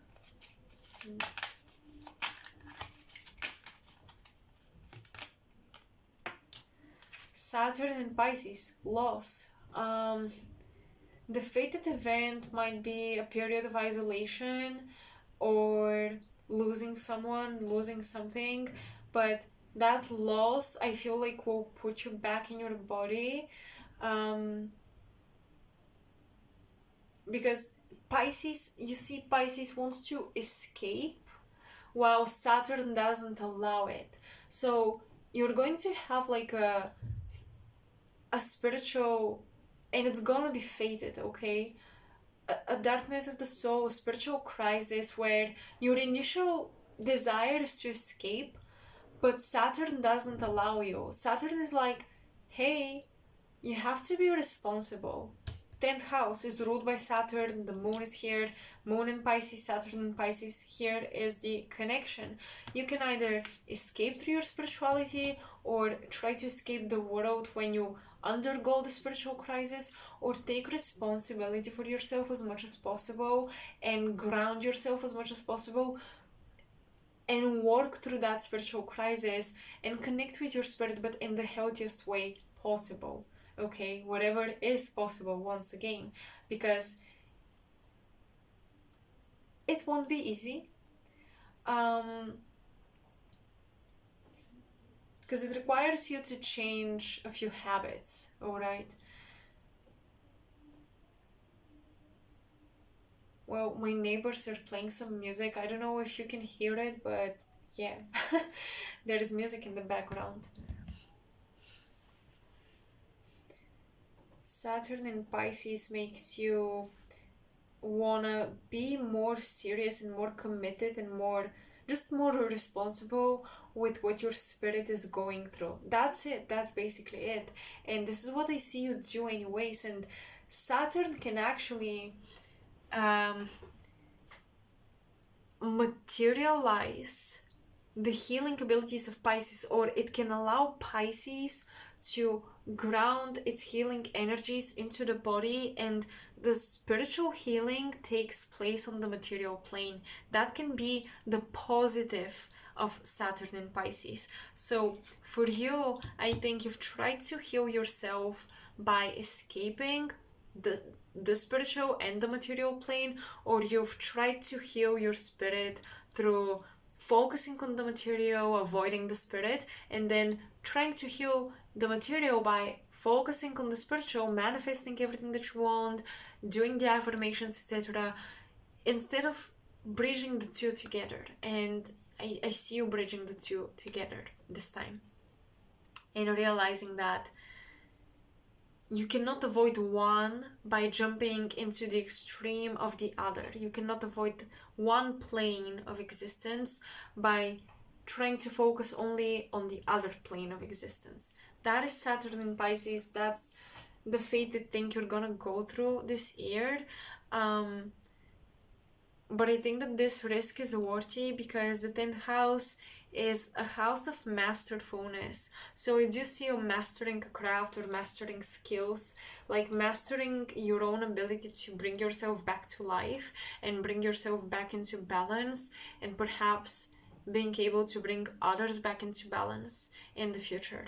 Okay, Pile 2, so this is what I'm seeing. I hope you resonated and enjoyed this, and I hope this is helpful. Let me know in the comment section below, and I will talk to you soon in my next video. Bye.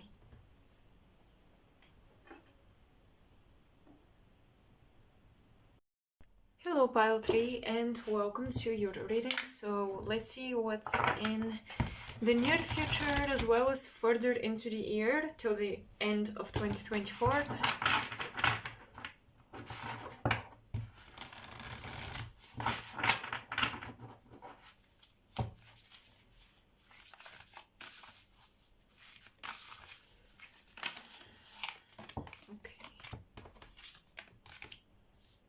We have the Turtle Spirit, slow and steady wins the race, and the Otter Spirit, you're never alone. With the Otter Spirit, you're never alone, I don't know, but this feels like a message from the other side, and slow and steady wins the race. This I'll leave aside, but yeah, here I'm really feeling like this is a message from a loved one. It could be someone you've lost a long time ago or recently, but it feels like you've had this person in your head, in your mind lately. You've been thinking about them, and they're coming through with this message that they are beside you, that they are supporting you from the other side.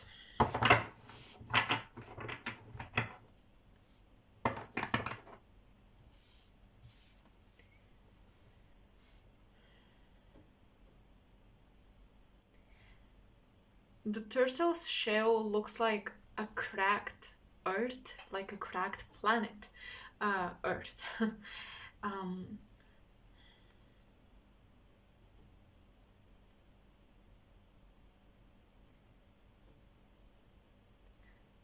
Some of you might have cancelled traveling plans, is what I'm seeing, because for some reason I feel like the turtle is flying. I know it's not, I know it's swimming, but it looks to me initially like it's flying, and it looks like a cracked planet. So I'm thinking cancelled plans, cancelled trips, changing the destination where you plan to travel.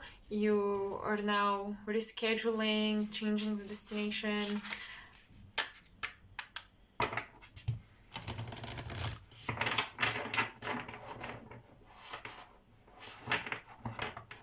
I'm also seeing that this year might be a little bit difficult. You might have people who are traveling away, they're going away to study, to work. Your partner, for some of you, might be spending long months abroad and you're in separation because of that.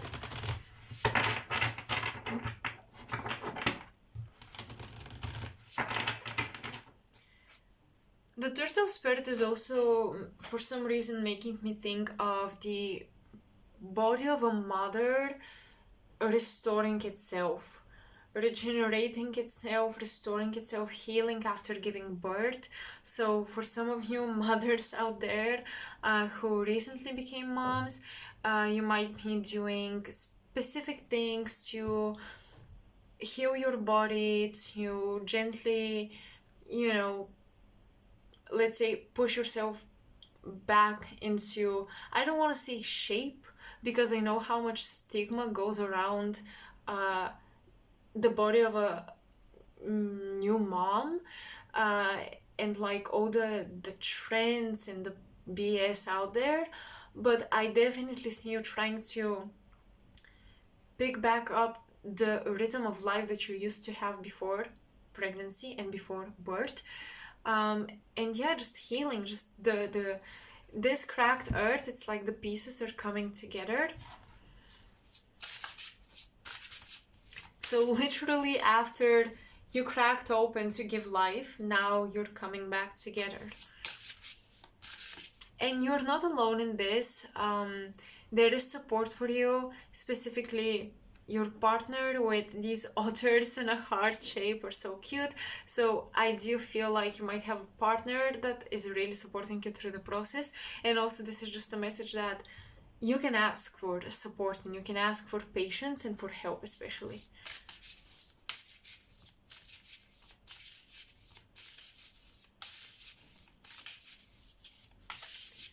And for some of you, since this is kind of a prediction reading, right, what's ahead for the rest of the year, you might become moms, you might become parents, and you might have to support your partner through parenthood.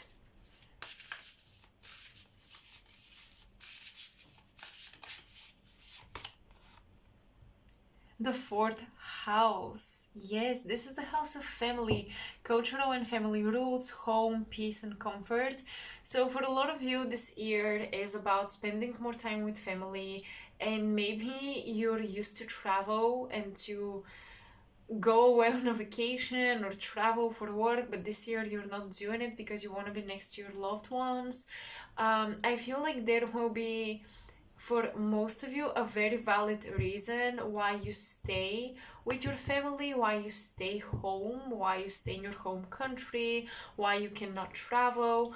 And initially, with the cracks, that reason might feel annoying, you might be frustrated, but I see a lot of lovely memories created out of a seemingly a setback. It's like you needed that setback to finally spend time with family, to finally appreciate one another. So with the fourth house, a lot of homey, cozy vibes. You definitely might be a lot more drawn than usual to just cuddle, read at home, stay in bed, cook, stay at home, and just organize your flowers or your bookshelves. Just a little introversion, a little cozy cuddling up is what's ahead of you this year. And it feels like a lot of you have expected something else with the turtle spirit. It feels like a lot of you have expected an adventure, but instead you gotta slow down and steady yourselves and pay attention to your home and pay attention to your family and to your loved ones. Maybe you always had an excuse why you don't have time to either meet up with friends, organize that sleepover, go to your grandparents' house, visit your aunts, your uncles, your cousins, but now you have all the time that you need.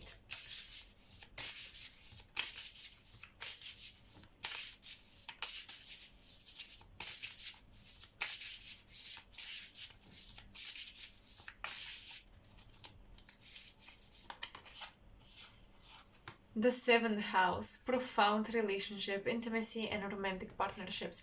Yeah, the seventh house is about romantic partnerships as well as one-on-one relationships, your relationship to your lawyer, to your financial advisor, to your fitness coach. The seventh house is one-on-one relationships, but specifically it does talk about romantic ones. So it looks like a lot of you are setting up a family. You might be purchasing a home, you might be getting married, getting pregnant. This feels very, very, very cozy. And if you're not in that stage where you can purchase your home or get pregnant or adopt potentially with your partner, there is definitely a strengthening of your commitment. If you don't live together, I see you moving in. For a lot of you, you're just getting closer and closer and more intimate with your partner's family. They're getting closer to your family. It's just, once again, homey, cozy vibes.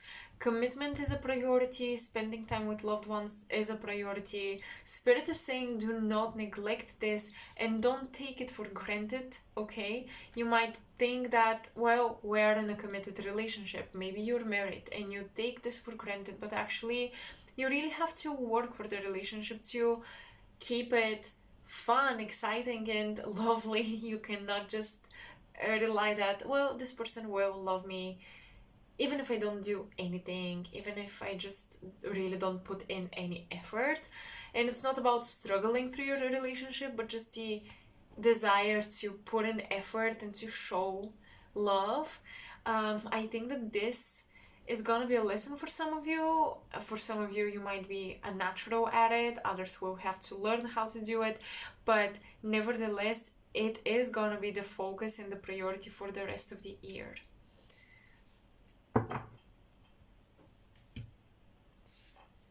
I will pull tarot cards and see if these communicate anything else.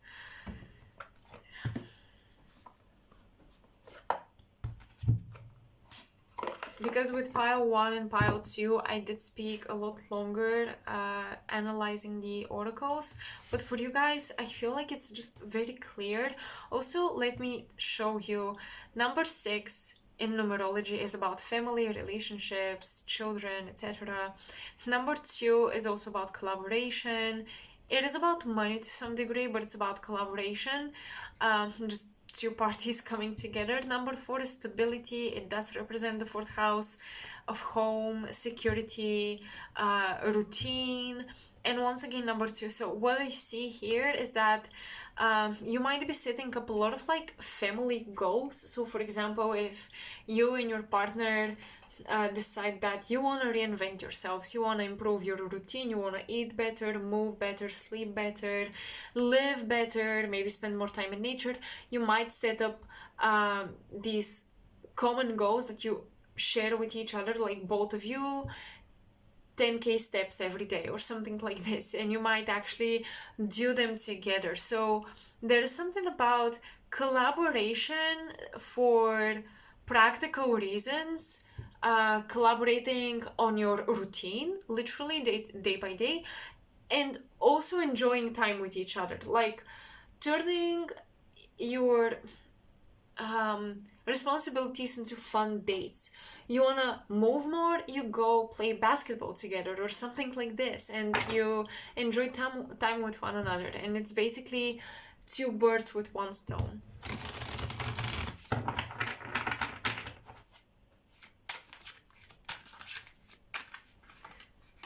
Okay, this is an interesting message. That one is very specific, so it's not for a lot of people, but I see somebody who's studying abroad or living abroad, coming back for the summer or something, coming back home, spending time home with family, and meeting a romantic partner while in your home country and having to deal with the later inevitable separation. But yeah, you're meeting someone when you're coming back home, and it's gonna be an interesting romantic, I'm hearing reunion, so some of you already know this person and you're finally admitting feelings, something is happening. We'll see what the tarot will clarify.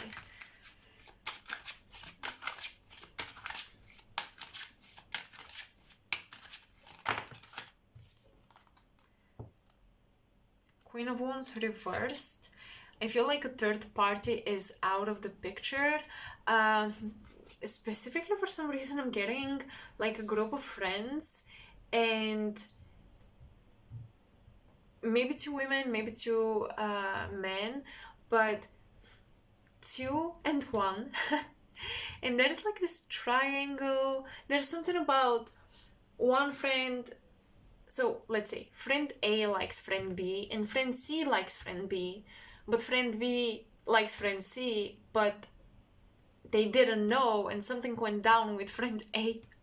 Like I'm getting this weird triangle where friendship turned into something more for one duo when it should have been the other duo, but that first duo fell apart. One friend, like the friendship was ruined and there is separation. Specifically, it could be with a fire sign. It could be a woman because this is the Queen of Wands, so it could be a Leo, Aries, Sagittarius that fell out of somebody you know, fell out of their life, and now that you're coming back to your home country, you come back essentially into their life, and something is happening between the two of you.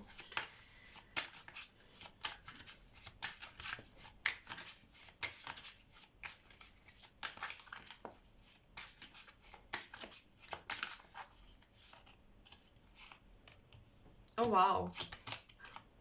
Wow, okay. So the King of Swords and the Hierophant. The Hierophant is the commitment, it is the marriage, and you see these two people reversed. The King of Swords is an air sign or an air-esque type of an individual. So somebody communicative, logical, they could be a social butterfly, but the king is usually a bit more reserved. They could be a Gemini, Libra, Aquarius, but because both of them are reversed, it feels like their characters really clashed. Like fire and air are both masculine energies, so it feels like these two were both too dominant with one another, and one was like, you think you know everything because you read, but I know stuff because I've experienced them. And the other person was very pissed off because of this, because they're like, yeah, you've experienced how much in the entirety of your life, or you're blowing it up when you shouldn't. So there was a conflict, and that led to a breakup or a divorce if these two people were married. And I feel like they were both friends with you guys, so that is that. Yeah, so I think you know them both, and I think that something was going to happen between you and that king or that queen, and now they're single, or when you come to your home country.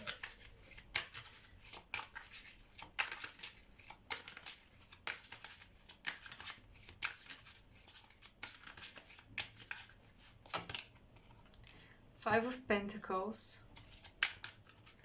Abandonment, lack of resources, feeling like you're left alone. The Judgment reversed. Okay. The Judgment card is a regeneration card. It's a rebirth card. Something from the past being called back. I think someone in the situation really doesn't want to talk about their ex. There is an ex best friend and an ex like partner, and I feel like the conversation is just really tough. Someone has really left that topic behind. They don't want to discuss it, they don't want to dive into it.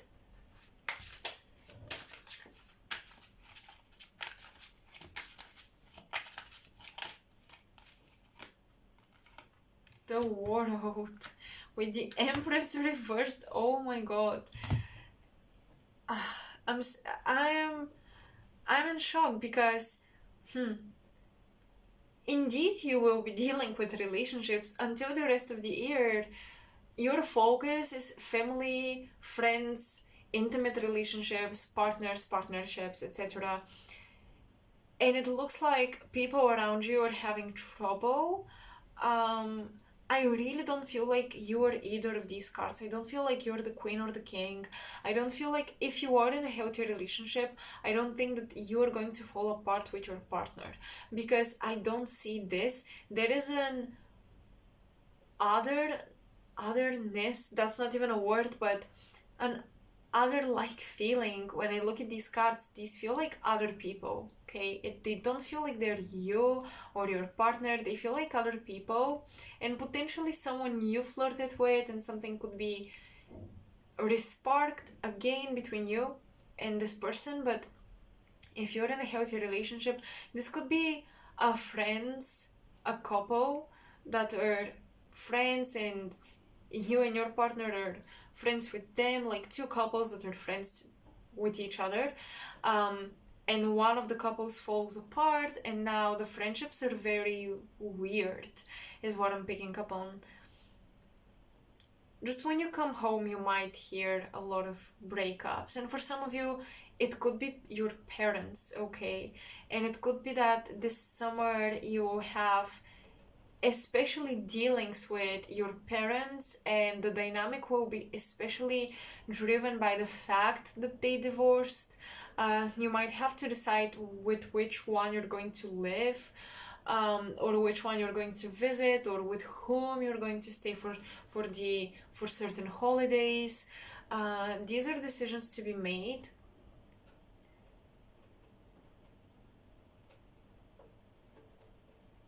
But with the Five of Pentacles, this Queen of Wands feels abandoned. This Queen of Wands feels thrown away. So it's possible that a friend of yours blames you why your common friend and her partner, in this case, broke up with her. You might have a friend that blames you for a breakup or something like this, because she feels resentment and she feels abandoned. So you might be dealing with just a really weird, messed up dynamic here.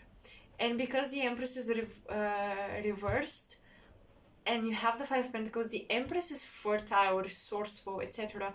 You have the Queen of Wands, the Witch, the Creatrix, with the Five of Pentacles. So someone here really doesn't have a self-worth, and they might project that onto you.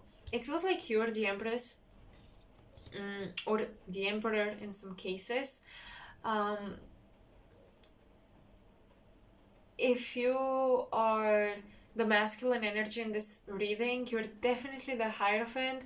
You're the one who gave these two people advices, but they didn't take them, and now they're in this separation, and now they're in this weird dynamic.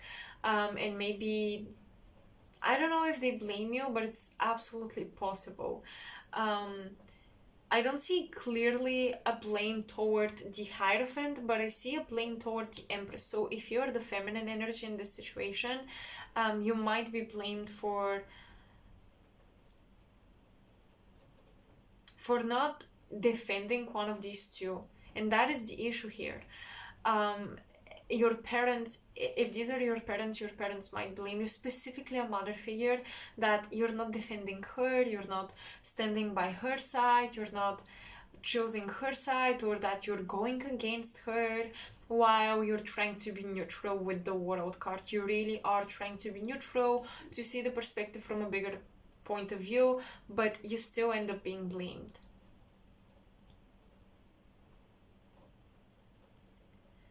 It's funny, but I do see you having a better relationship with the King of Swords, and having a conversation with him. He's not hearing you, but he's willing to hear you out. So he doesn't listen really to what you tell him, or what you advise him to do, but he's willing to hear you out at least. So with him, you have a conversation going, and at least he doesn't blame you.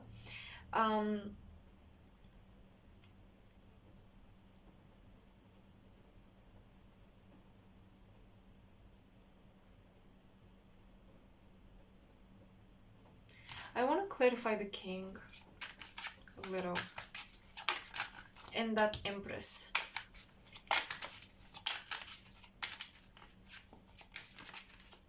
Clarify the King Spirit. The the Fool. The king is ready for a new beginning. Okay. They're ready to move on while the empress still carries the baggage.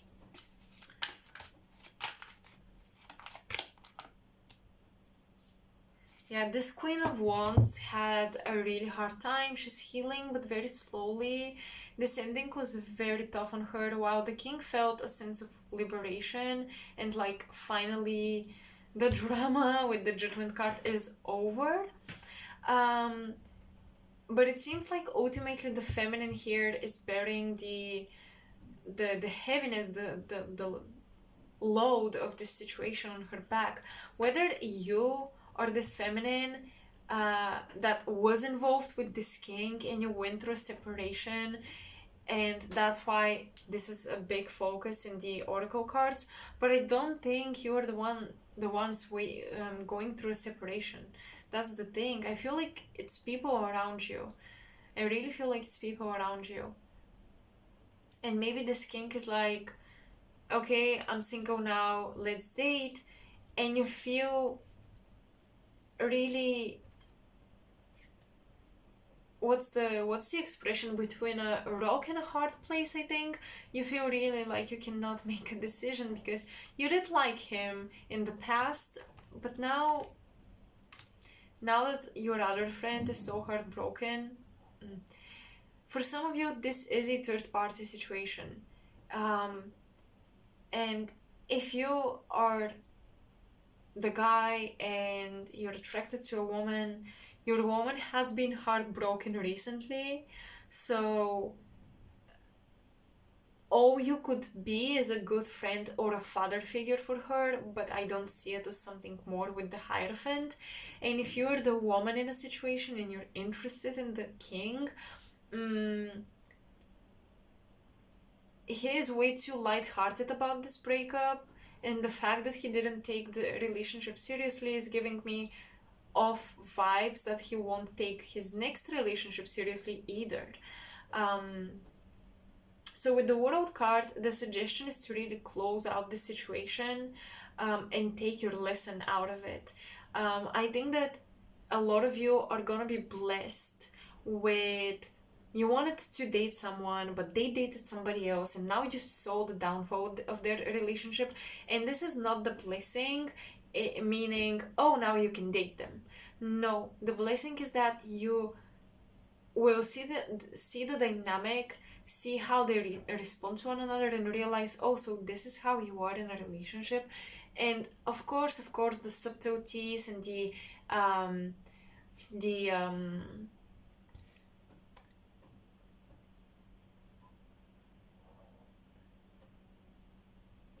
oh my god, I cannot think of the word. Basically, it can be a different dynamic for everyone, so just because this person acted in one way with one individual, with one partner, doesn't mean they are like this with everyone else, because different people will pull out different sides of us. However, it's really not a good idea to lean on that and hope that this is gonna be the case. It's really better to just look at their relationship, see the dynamic, and realize that, oh, so this is what these people are like in a relationship. Do I still want to date whoever you wanted to date out of the two? Do I still want to date so and so? Maybe not really.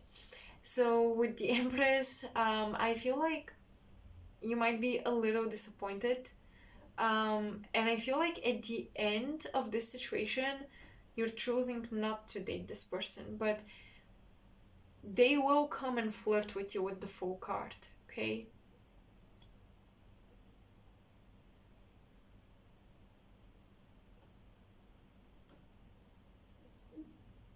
And if these are parents, what I see is the proposal for a trip, like going on a trip with one of your parents while having to refuse to see the other or spend as much time, and really offending them in the process, and having to, and I feel like some of you are taking the trip, you are agreeing to this because you have the world card, so it makes me think of traveling around the world or seeing a lot of new places. And these are the canceled plans with the turtle. You might cancel with one parent to go with the other. Be careful with that. My advice is to cancel with both and just see them whenever possible, but spend equal time with them, because later on with the Empress reversed and the Ten of Wands, you will carry a lot of burden, and that burden doesn't have to be physical, like the Ten of Wands represents being tired of work, etc. This burden could be shame, it could be guilt, and honestly, shame and guilt are the worst feelings, one of the most difficult ones that you deal with. So I don't advise you to cancel with one parent and go with the other and sort of pick a side. It's really wiser to not pick a side. With the Hierophant, I think what this card is telling you is like, if you go to a really spiritually advanced person or a priest or a Buddhist, and you make him point which person is better, or which one of us deserves to be loved by God or something like this. I don't think any priest, awakened individual would tell you that one person deserves the love of God or the universe more than the other. So it's kind of the same. You should base your decision on that same mentality. None of your parents, of course, one of them might actually treat you worse than the other, but I feel like in this situation is not the case, and none of the two deserves more of your love. And I think you shouldn't pick a side in this situation, and it's very important if you don't want to feel bad later down the line, okay? I kind of want to gather these cards, and I didn't do this for the other piles, but whatever, because I feel like these were very specific situations. So now I feel like there's a second group waiting for their message because they resonated with the oracle cards, but not with the tarot, so I'm just gonna do that. For the other group, Spirit, what messages do you have? What messages do you have for the other group? No, reversed Queen of Pentacles. One of the reasons why you may have to cancel trips or traveling is because of unexpected situations where you had to make a big purchase or pay something off, and now you don't have the money for the trip. But you have time for love, and this is beautiful because I see that after a huge disappointment, something you really relied on, something you really hoped to take place, after this disappointment, a loving partner is coming to nurture you and be emotionally there for you and almost make you forget about this missed opportunity and instead enjoy time with them.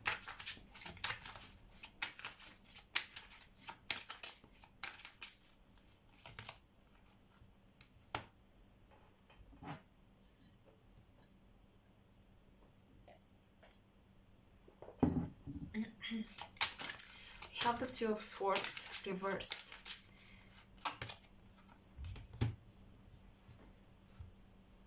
Okay. So, what I'm gathering from this is you busied yourself with a trip for work, for school, a vacation. You busied yourself with something where maybe you were going to make money, or maybe you were going to break the routine a little bit. However, that thing you busied yourself with that is now cancelled and you can't go for some reason, something happens, that thing blocked your intuition on making an important decision about a creative idea, about a project, something that you had in your head, but you never even put it down on paper. It's like it was an easy way out of the routine of your usual life, regular life. It was an easy way to either make money or meet new people, but it did distract you, or it took away from your time to invest in yourself, in your mind. If this summer you apply for 2 schools and you're accepted and you think you might be accepted in both, or you haven't made the decision yet and you don't know which one you're going to choose, I don't think you're gonna be accepted in both. I think that ultimately you're gonna be accepted only in one. It's almost like the universe is making the decision for you, because the universe sees that you could be really happy if you finally make this decision, but you're distracting yourself and you're not making it.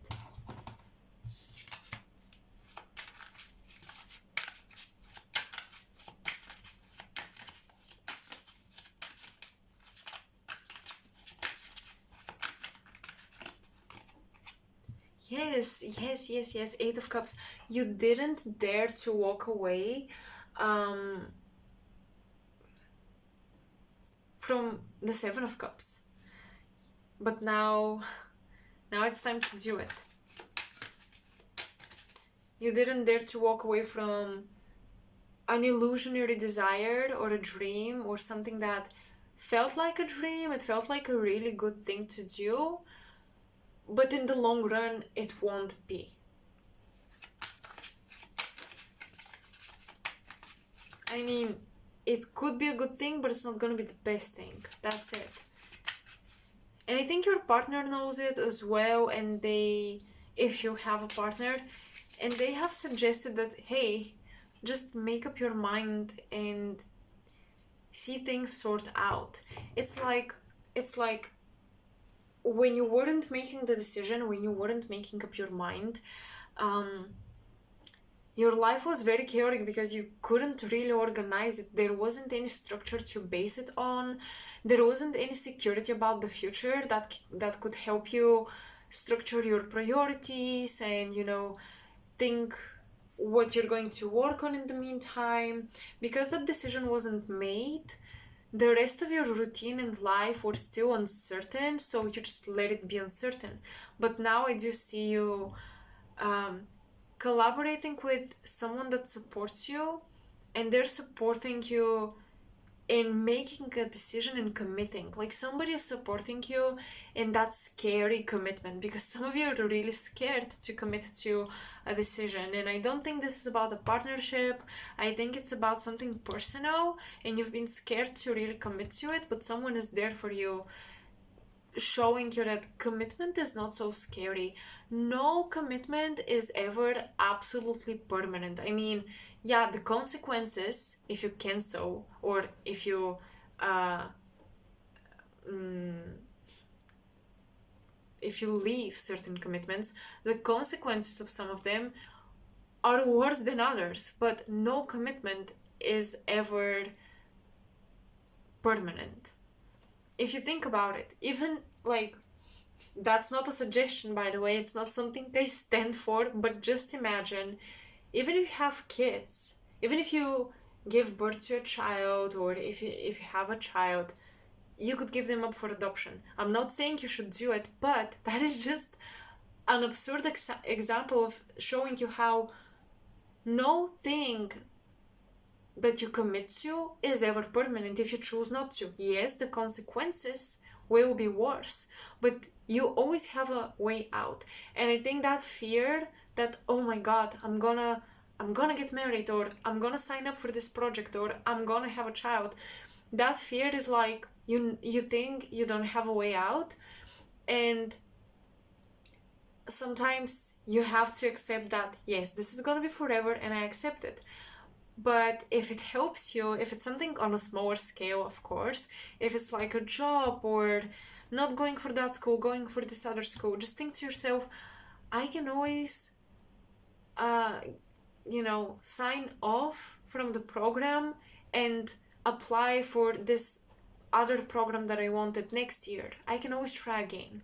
If it's something small like this, you can always try again. So don't worry about it so much. And I think you have a loving partner that supports you into committing to something that you will be grateful to yourself that you did it.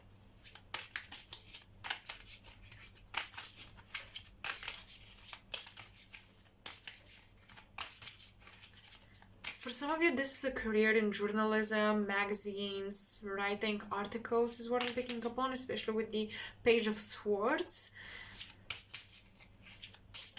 And it looks like, and for some of you, your partner has to coordinate their life with yours. So they're like, you have to decide, so I can also decide. So this is, for some of you, this is a decision that concerns not only you. But just know that, yes, the Ten of Cups, yes, I knew it. Just know that they will be there for you. They will support you once you make up your mind. You might be afraid that once you make up your mind, they're gonna leave you and you're gonna have to handle the whole situation on your own, but that is not true. And the Ten of Cups just confirmed what was coming to my mind. So this is for the second group watching pile 3. Your commitment, baby. Just do it. You can always try again, okay? I know I gave you some really crazy examples, but let's say some of my placements in my natal chart, I just sometimes love to give a very absurd, crazy example to almost like push the boundaries of the opinions of other people. So don't mind me when I do that. But yeah. Well, that's it. I think I don't have anything else for you guys. So if you enjoyed this, if you resonated, let me know in the comment section below. Let me know if you also give crazy examples like me, or like to challenge people, or just play with their mind a little bit, like how far can you stretch your mental boundaries. So yeah, if you enjoyed this, leave me a comment and I'll see you in my next reading. Bye.